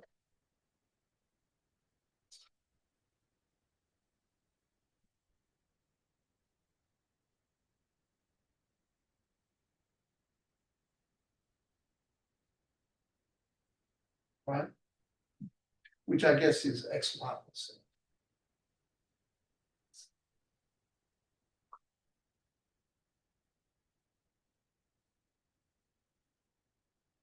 So. There exists little m and M. Such that.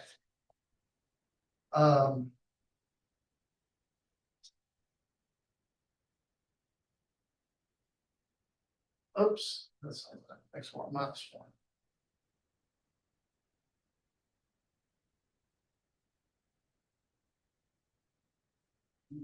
That's what it means for these two cosets to be the same. The difference in these two is actually in M, right? That's back from the days even in group theory, right? Two cosets are the same if their difference or X, Y inverse in the multiplicative sense is in. Okay. So another way to write this is so 1 is equal to M plus, well, I don't seem to be able to do this quite right, do I?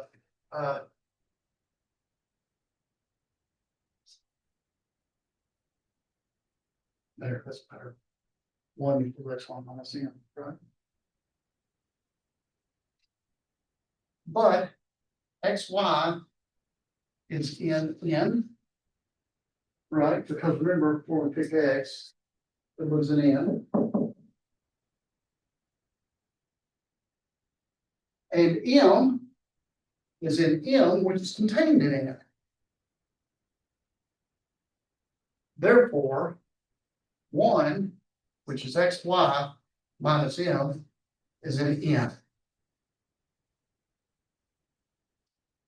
So if M is contained strictly in N, then N equals R. So M is maximal.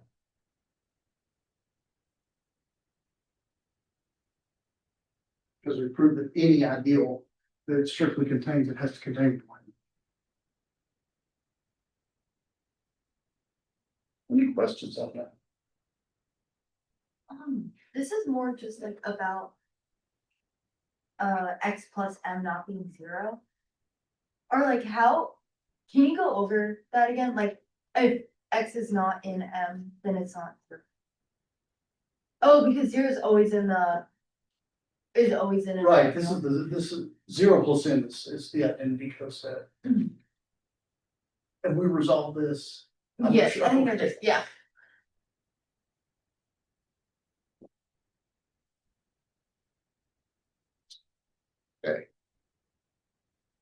Others? Yes. Okay, this is just like how would I? Is this something where we should have just how would I figure that out in the exam? Cause that's crazy. Nobody knows. Okay. Yeah, and I proved one of these in class. Oh, okay. And I can't remember whether I proved the maximal or the prime, it was one of them, but Okay. they're very similar, it might be good to kind of practice. Okay. And if you freak out, just tell me everything you know about the problem, right? Feel your way through it, move on to another problem, come back. One of the things about the final, I think, I hope, I pray, is the final exam is longer than your other exams, but it is not designed to fill the 2.5 hour period, right? I anticipate that you all will be done and out there before the time's up, comfortably, I think. So I don't think that you're gonna be pressed as much as you were before. Certainly you'll be pressed less, so. Yes, You have a question on the spring 2018 exam, big surprise. Where S is a multiplicative set and I is an ideal that is maximal with respect to missing S. What can be said about I? Were you expecting like I is prime? geez, which one is this? Uh, And Yeah, one of them. Oh, okay, it's up in the top. Yeah. Wait a minute, but which? Spring 2018. Oh.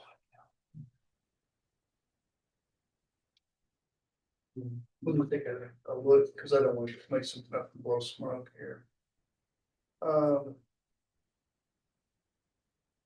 S is a multiplicative set. I is an ideal that's maximal with respect to the property that the intersection with S is empty. Yes, that's all I'm looking for. I is prime. Okay. Yeah, that's short answer. I don't even expect you to prove it up there. Yeah. Sure. And intuitively, what does it mean? Like, what is the radical of an ideal?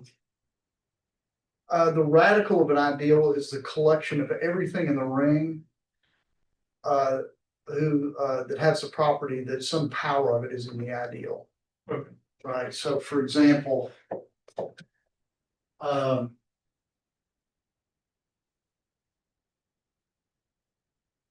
Let's be more ambitious.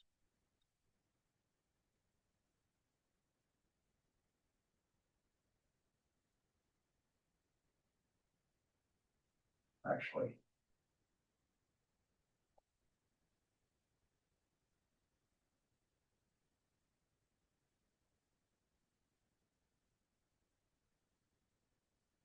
Three, 4, 7. 1. 2. Nice, just seems to be power too. Anyway, 5. That's right. 128. And 6. Yeah, I guess that's right. Anyway, so if you look at this ideal on Z.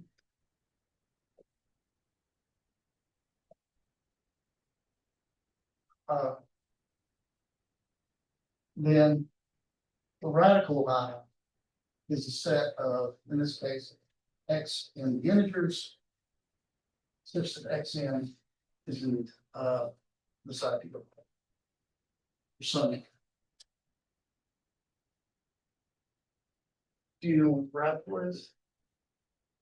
It's gonna be. Uh. The union of Z2, Z3. Well, the ideal generated by 2, 3, 5, and 7. The way you said that, that's the whole ring. Oh, It's what's generated by the product 2, 3, 5, and 7. okay.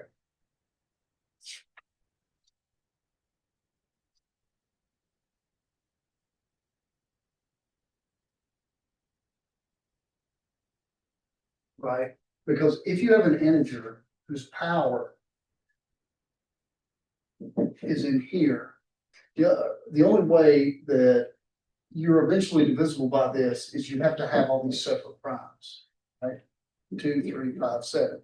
If you're missing this, no power of this thing is ever going to be divisible by this because you've got that straggling 7 there. Agreed? So you at least have to have all these. And that's enough, right? Because in fact, you can put a cap on the power it takes. Anything in this ideal, the 7th power will get you in here. All right. Yes. What does it mean then when you have R mod I is a you had Oh, when I is a radical ideal? yeah. So if I is a radical ideal, that means that R mod I has no non-trivial nilpotents. Right, so it is, what does it mean for I to be a radical ideal? It means it equals its own radical, Oh, okay. right? So so this is not a radical ideal, But because the two radical of this is this, but this one is a radical ideal. Right. And in fact, I'll tell you something that's actually, we have one special case for a radical ideal that we looked at. Do you remember how we did that problem that said that the set of nilpotents is the intersection of all primes? All prime ideals in the ring. Remember that homework problem? Set of nilpotents. I said, okay, show the set of nilpotents is contained in every prime. And then I made it worse by saying, now show that the intersection of all primes is contained in the nilpotents, right? You can generalize that actually. And the radical of any ideal is the intersection of all the prime ideals that contain that ideal. And so if you look at this ideal right here, the primes in Z that contain it are 2, 3, 5, and 7. And the intersection of those is the product here.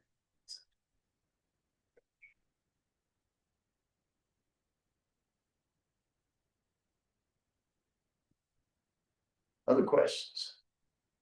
Yes. When you say, how many abelian groups of order like 400 are there up to isomorphism? You find like the elementary decompositions and then like pair those off like by. Yeah, Like yeah, powers. I break that up by prime powers and see what my options are. Let's do that.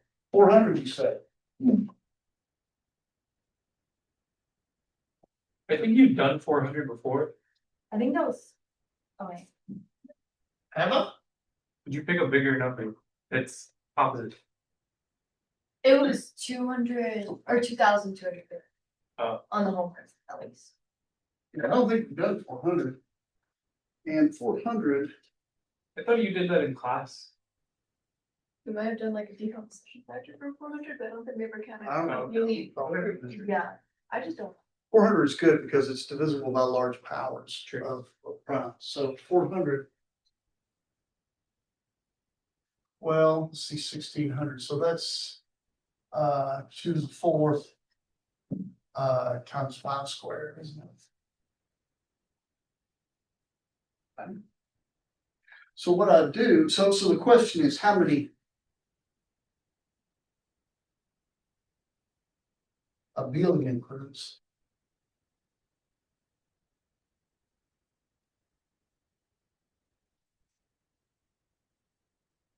of order 400 are there?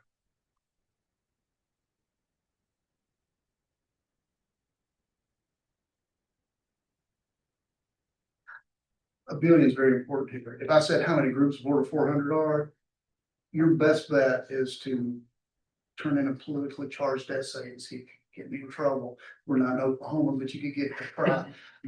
But a billion, this is doable, right? So, first, we'll look at order 16. Right? What are the possibilities for groups of order 16? So just that piece. Yes. We can just do like the Z16, Z8, Z2, and then Z4. Right. And all those. Can you think of a systematic way in case, you know, you ever get in trouble? I mean, what are you actually doing when you do that? I mean, I agree with what you're doing, but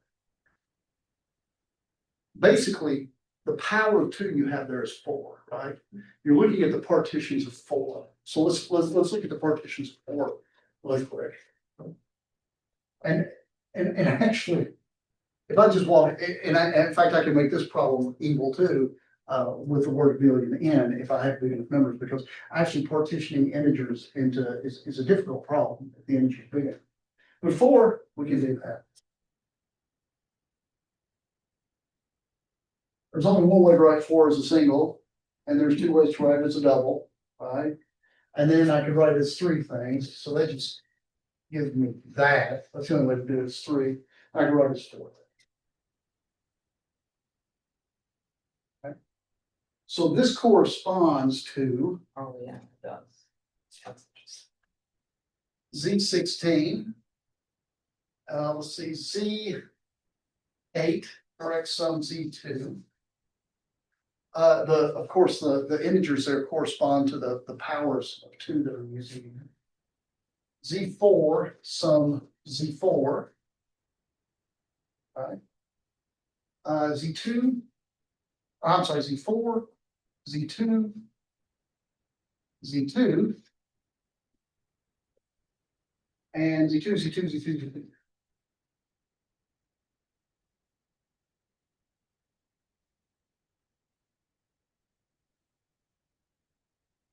One, two, three, four, 5. Okay, good. Right? Everybody cool then? What else? I've got another piece of 25.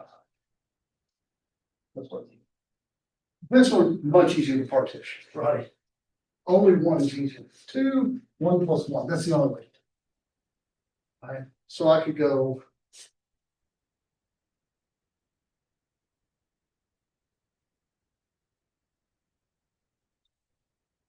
Now, Sophia, the way you asked me that question is you asked, I think, how many. Somebody tell me how many groups of over 400 that are a billion are there. Up to isomorphism. 5 times 2 plus 10. There you go. Good. Do you want me to write them all down, or do you guys? I mean, so you just mix and match the pairs, right? This on this, this on this, this on this, this on this, this on this, all the way down. Everybody okay with that?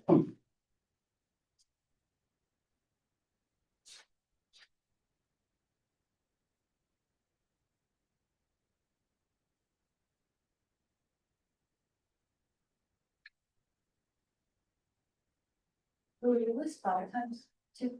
What's that? How many was it? 10. 10. Right. Okay. Yeah, 5 times 2. Yeah.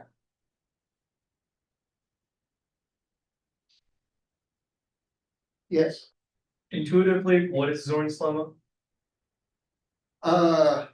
Correct. Intuitively, right? But it leads to all kinds of things. Zorn's lemma just means if you have any partially ordered set, right? And I usually think of these as like collections of sets that are partially ordered by inclusion, right?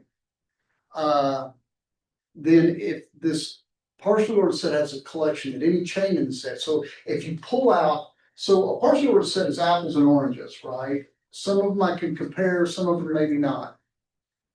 But if I pull out a chain, that is, if I pull out all apples so I can compare them all, if every chain has an upper bound, then Zorn's lemma says that set has a maximal element. So if you have a partially ordered set, such that every chain has an upper bound that's in the set, then the set has to have a maximal element. Can it have multiple? Absolutely. Okay, so it has at least one. Yeah, that's right. That's right.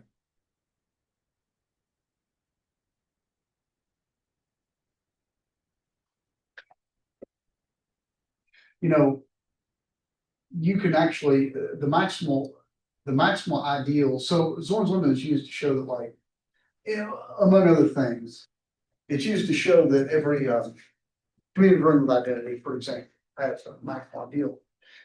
You can sort of list the maximal ideals of Z. I mean, if you believe that you can list all the primes, right, there's infinitely many, but you know exactly what the maximal ideals of Z are, right?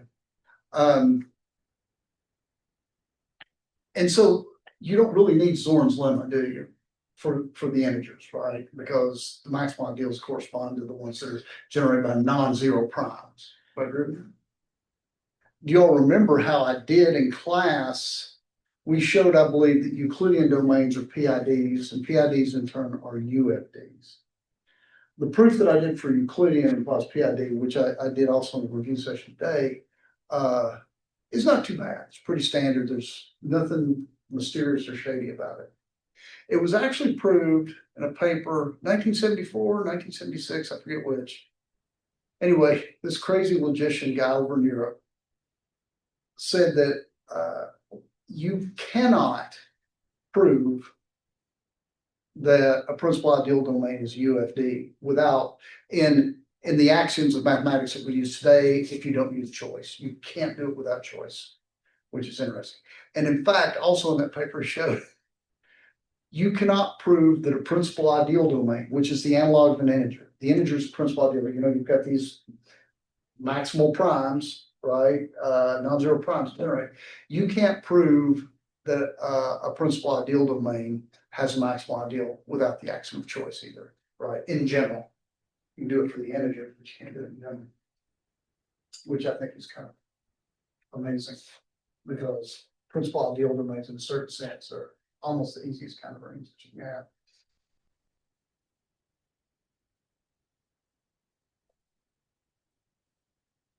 Okay, other questions? Oh, yeah. I will have to check out on you guys tomorrow from probably tomorrow from 10 to 11, maybe. I've got a Zoom meeting, but I'll be around. And so my office hours will run up until I have to have that meeting, and then they'll resume as soon as probably 11 o'clock. And if this breaks your dear little hearts, I will stay later as well. So just let me know if you need me to stay past 1, and I'm happy to do it. Question 9 of fall 2018. I'm just confused of like the function, like what it actually is doing, or like I guess the operation of the function. Is this the Euclidean domain as a PID? This is show that the function. I think I've got the wrong. Did you say fall 2018? Yes. Okay, I have one. Is P of A, is that like instead of plugging in X, you're plugging in A, and then that'll just give you like A, like a power of A. It's just gonna give you a single. No. Don't make this overly complicated. So this is actually very important kind of homomorphism. We have a community version of identity, and A is just some element.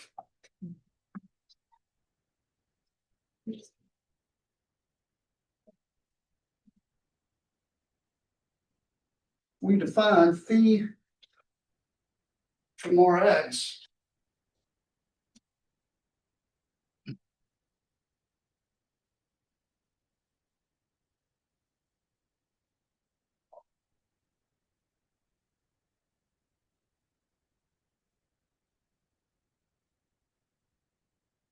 Can somebody describe what this is doing? My input is a polynomial. What's my output? What, yeah, like plug in A for X. That's exactly what it is. So you have some polynomial with coefficients in R. Your output of this, your input's a polynomial, just plug in A, and that gives you some value in R, and that's your output. That's it. So for example, if A is 0, then the output will always be the constant term of the polynomial, right? But it can be more exotic. A might be 2, or it might be some element of some other strange rings. Show this as an epimorphism of rings. Well, this is basically by definition in a certain sense. Phi of P of X plus Q of X, so these are two polynomials, is P of X plus Q of X evaluated at A, which is P of A plus Q of A, which is phi of P of X plus phi of Q of X.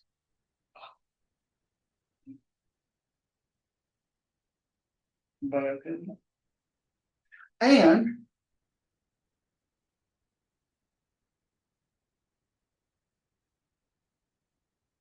how do you evaluate a product of two polynomials? You evaluate by just plugging into both of them and evaluating, right? If I asked you to evaluate, take x squared plus 1 times x cubed plus 1, and I said, what's that at 2? You plug it into both of them and multiply it. That's how you evaluate polynomials. You multiply it out, but it's all the same.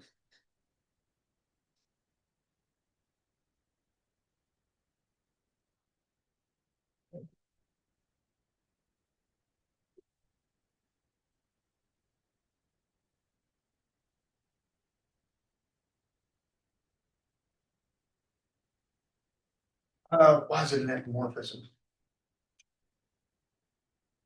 R is contained in Rx. Within it? R is contained in Rx, so R Yeah, but- has to be smaller. Yeah, but that doesn't mean that the function's onto, right? It might skip some stuff. There's a simple way. So here's how you find out it's an epimorphism.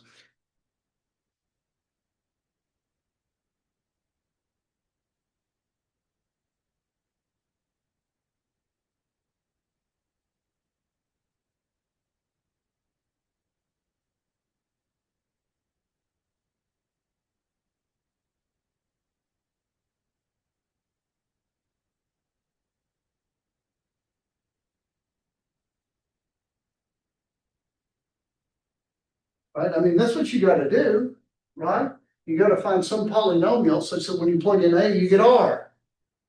All right? How do we do that? Choose EX equals R times X to the 0. Okay.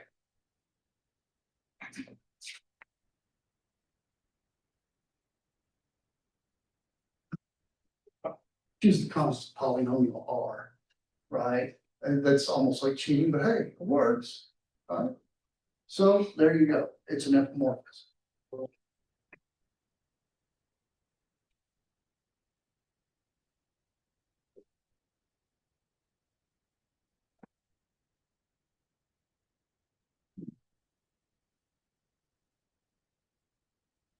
Okay. Everybody okay with that? Other questions? Here's a good, I thought about this while I was grading your homework. This last one. It's easy to miss some details, but there were some questions earlier. I know it always causes confusion about well-defined, but here's an example of many places where this rears its head.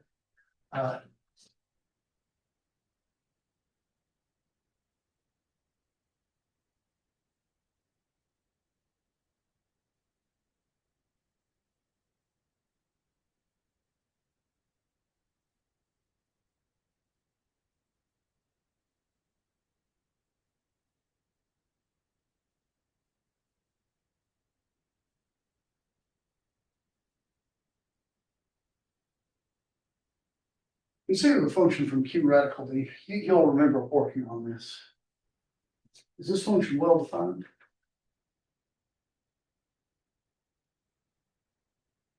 It actually is, but you need D to be square free.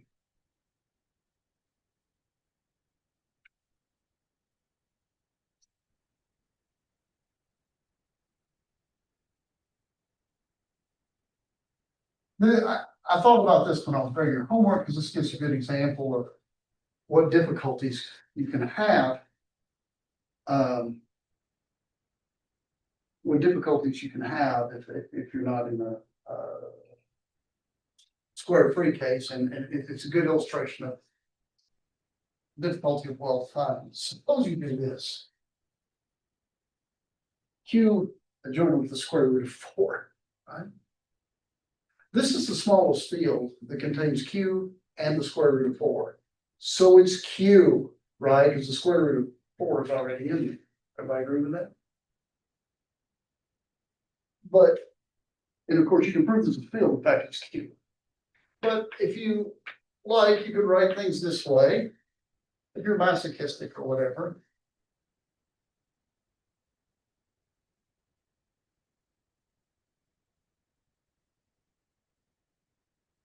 Now consider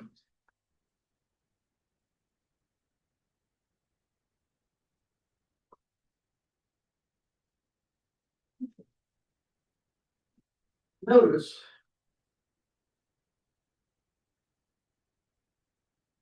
if I write 0 as 0 plus 0 radical d, what is this? It's 0, right?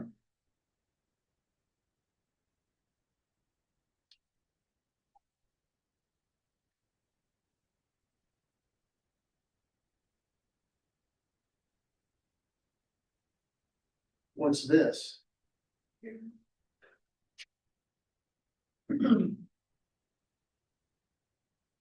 Oops. Right?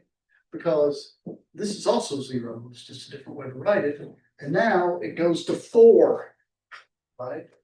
So this is a problem with well-definedness, which is why you need D. It's very, very crucial in this problem that D was squared for you.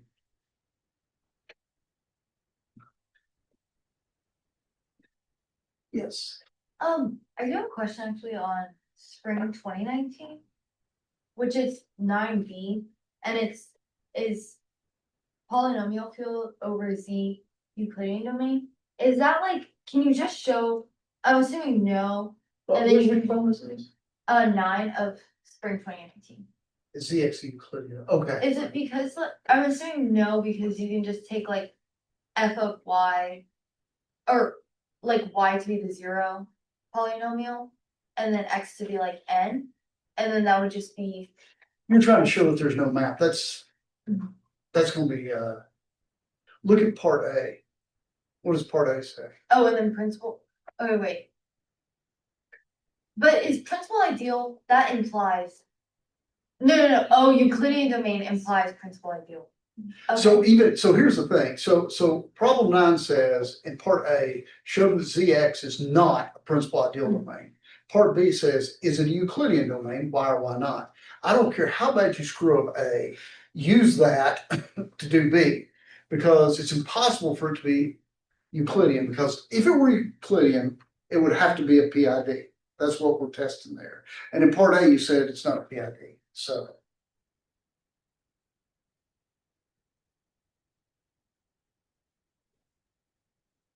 Okay, other questions?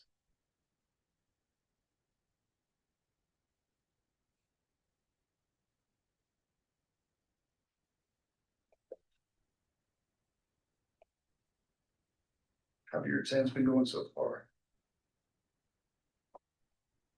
It's I, like a funeral home. I haven't had one yet. I Yeah, heard I one haven't tomorrow, so. it was a nightmare. I had to get lockdown browser on my laptop. And I What class was it? this was for my algorithms and data structures class. Okay. But Oh, normally 3120.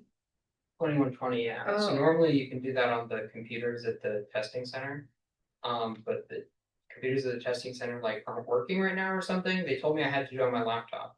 My laptop, Not a good time for them not to be working. well, yeah, it's really bad, but my laptop is on Linux and it can't run that. So I had to, last night, I spent from 2 p.m. to 10 p.m.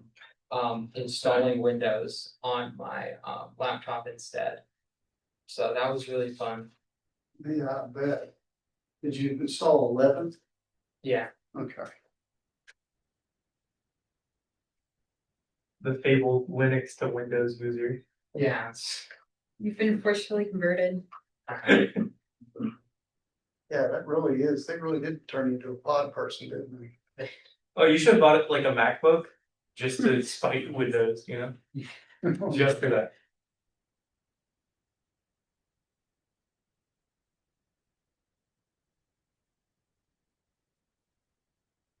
Yes. On spring 2019, because this is also on the last exam, I think. It was find the number of elements of order 7 in S7. Cause like I can do the number of Sylow 7 groups. Oh, well, then you've got it made. So, so let's see, so the question is find the number of elements. So let's get as far as you got anyway.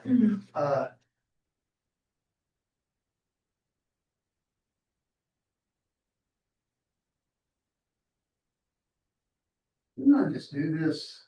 This is like, due to the. Oh, yeah, it's not so bad. 3.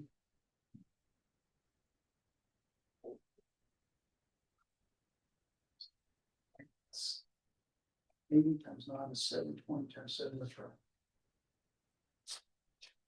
So the question is, how many elements of order 7 are? Now, you said you found the number of Sylow 7. Well, okay, I didn't find them, but I'm assuming I could find them. Oh, well, let's put that assumption to the test, shall we?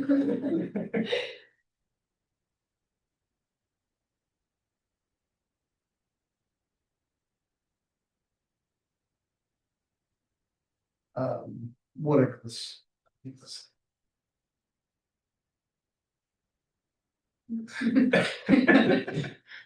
Right?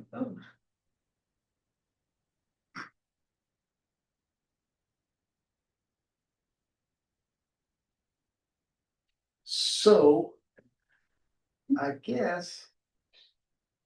Let's see, on the number of elements.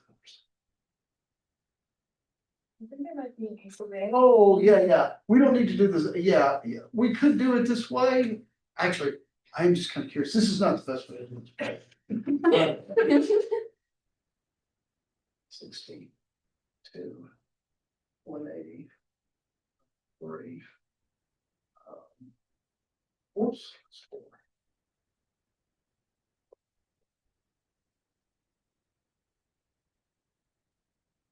Um,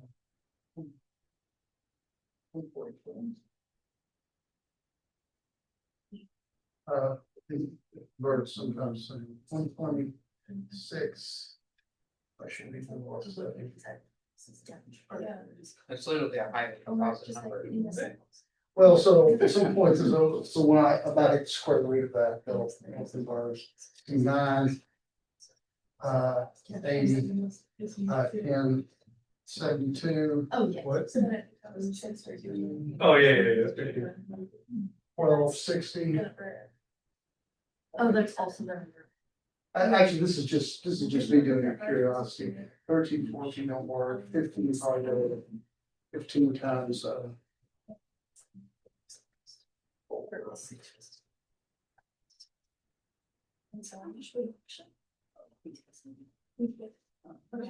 That's what I know, that's like. yes, yeah, right. 16, yeah, 16 times, I did that. 45. Actually, I can't. I don't have that. Yeah. Oh, yeah, it works.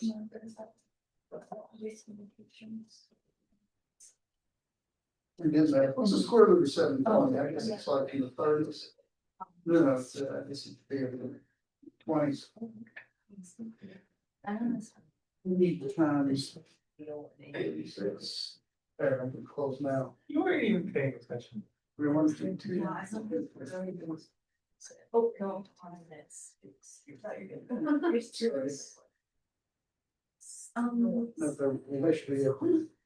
I was just curious how many of these are the divisors of 720. And I was curious how many of them equivalent to 1 more, so there's too many. But the important thing is this is S7, which I didn't pay much attention to.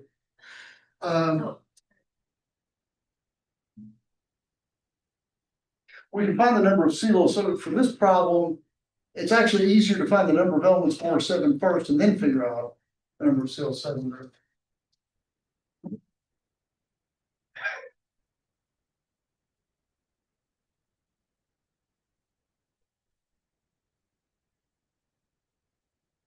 there's one key observation to make about this whole problem with cheese here.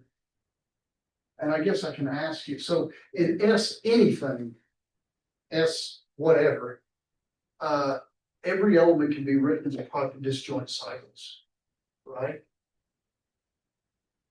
What do the elements of order 7 look like in S7?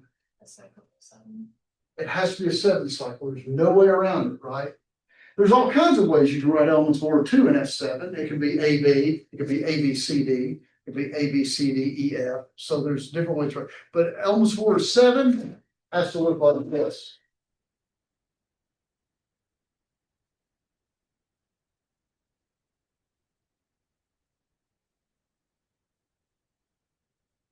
It has to be a 7 cycle, and that's it. So how many are there? Okay, so when you say elements of order 7, it's how many elements are in the cycle. Like 7 is how many elements are in the cycle? If you're talking about a cycle, that is true, right? So if you're talking about like a 7 cycle, the order is also 7. If it's a 10 cycle, the order is also 10. But if it's a disjoint 5 cycle and 2 cycle, it's also order 10. Mhm. Right? Because it's the least common multiple. Yeah. So the length of a single cycle is also the order of that cycle. Does that make sense? Yeah, I think I was thinking of it as the power, like I don't even know what I was thinking of it as. Well, it is. It's the 7th power of this will give you the identity. Because, Oh, right, first power, second power, third power, fourth power, fifth power, sixth power, 7th power. Right? So these are what the elements of order 7 in S7 looks like. Right? If I wanted to be evil to you, I could have done like S21, how many elements of order 7. Now you've got a problem because there's different ways to do it. So given this, how many elements are there of order 7? 720? Six factorial. Yeah, that's right. 6 factorial. Because there's Because some factor. You're using all the elements. All the elements 1 through 7 have to be used. So you can imagine that this one is 1, because in any element that you have of order 7, the 1's going to appear somewhere, so you might as well put it up here. And then you can arbitrarily choose the other 6 to go in the other slots. So 6 choices, 5, 4, 3, 2, 1. So there's 6 factorial elements for 7. Yes. so it's like A1. Wait, Yeah. Or it's so like you 7. can imagine that I nailed this down. That's a nail, apparently. And that one's stuck, and the others you can put in any order. And there's 6 factorial ways to do that. So that counts your elements in here of order 7. So A2 is of order 7, not. No, that's just a symbol. That's just the element above. So for the first thing I did is if I have like a 7 cycle, 2, 3, 1, 4, 5, 6, 7. I would rewrite that cycle this way. 6, 7, 2, 3. By shifting it. So I can always assume that 1 is here. And to get the other elements of order 7, so 1's here, I can fill these arbitrarily. 6 choices for this, 5, 4, 3, 2, 1. Like that.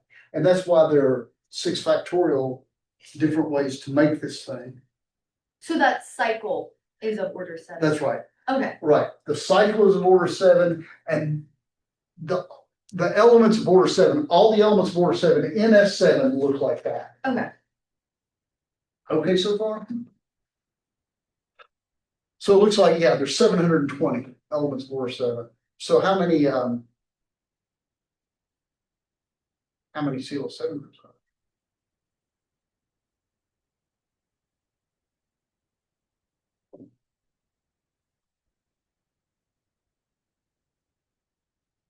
there? Oh. 7 back 4. 8.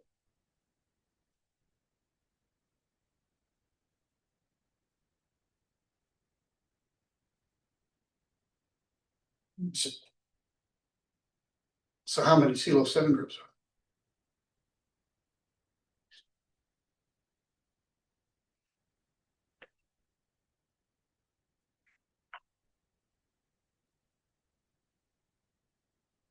How big are the Sylow 7 subgroups?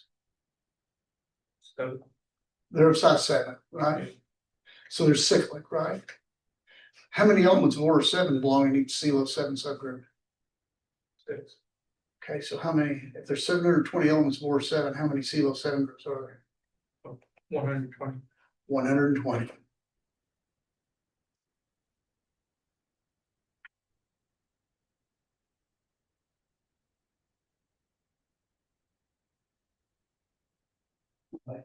Because each bundle of 6 makes one of them. Right, notice you can kind of check this, right? Because what did we say this was anyway? 7 factorial was 2 to the 4th, 3 squared, 5 and 7. Notice 120 divides that because that is in fact 720, right? And 120 is equivalent to 1 mod 7 because 119 divided by 7 is 17. So that's kind of a good gut check there, because I mean, at least it conforms to what it should for the Sylow theorems. Wait, so how did you get one? Like, I know it's it's equal to 1 mod 7. And it divides 7. Oh, or- so I came together, so I've got 720 elements for 7. Mhm. Every 6 of them correspond to a single Sylow subgroup, so Mhm. 720 divided by 6 is 120. There's 120 Sylow 7 subgroups, so I pointed out, I just kind of observed that the number of Sylow, in this case 7 subgroups, has to divide what's left over when you take out that prime. And it's certainly 120 divides this, because this is 720. And this has to be equivalent to 1 mod 7. 120 minus 1 is 119, which is divisible by 7.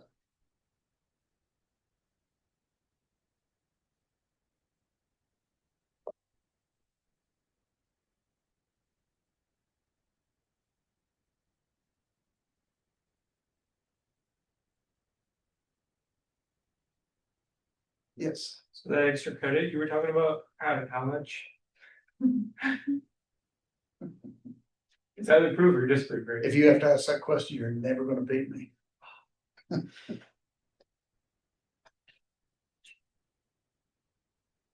I did have some extra credit problems for you all along the way. Extra credit is undefined. I don't know. I'll look at it at the end of the. So the bad news, I don't have any kind of formal point system to it, but here's the good news. It's the last thing I look at before I write it down. Right, so.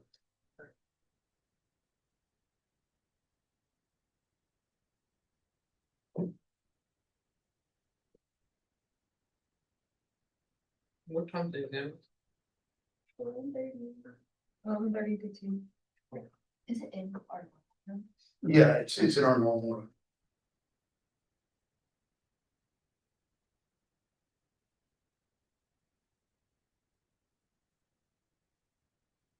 Who has another exam that day? Anybody have another?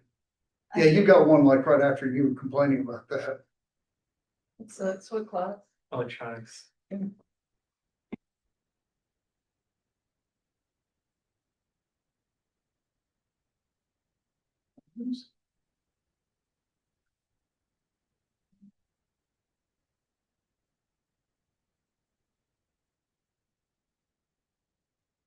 Well, I'll be around, except for that little bit where I've got well, I'm not even 100% sure. It's likely that I might have to take a meeting at 10 o'clock, but it'll be an hour or less of that, I'm quite sure. And I'll be around. So you guys can wait on me for that.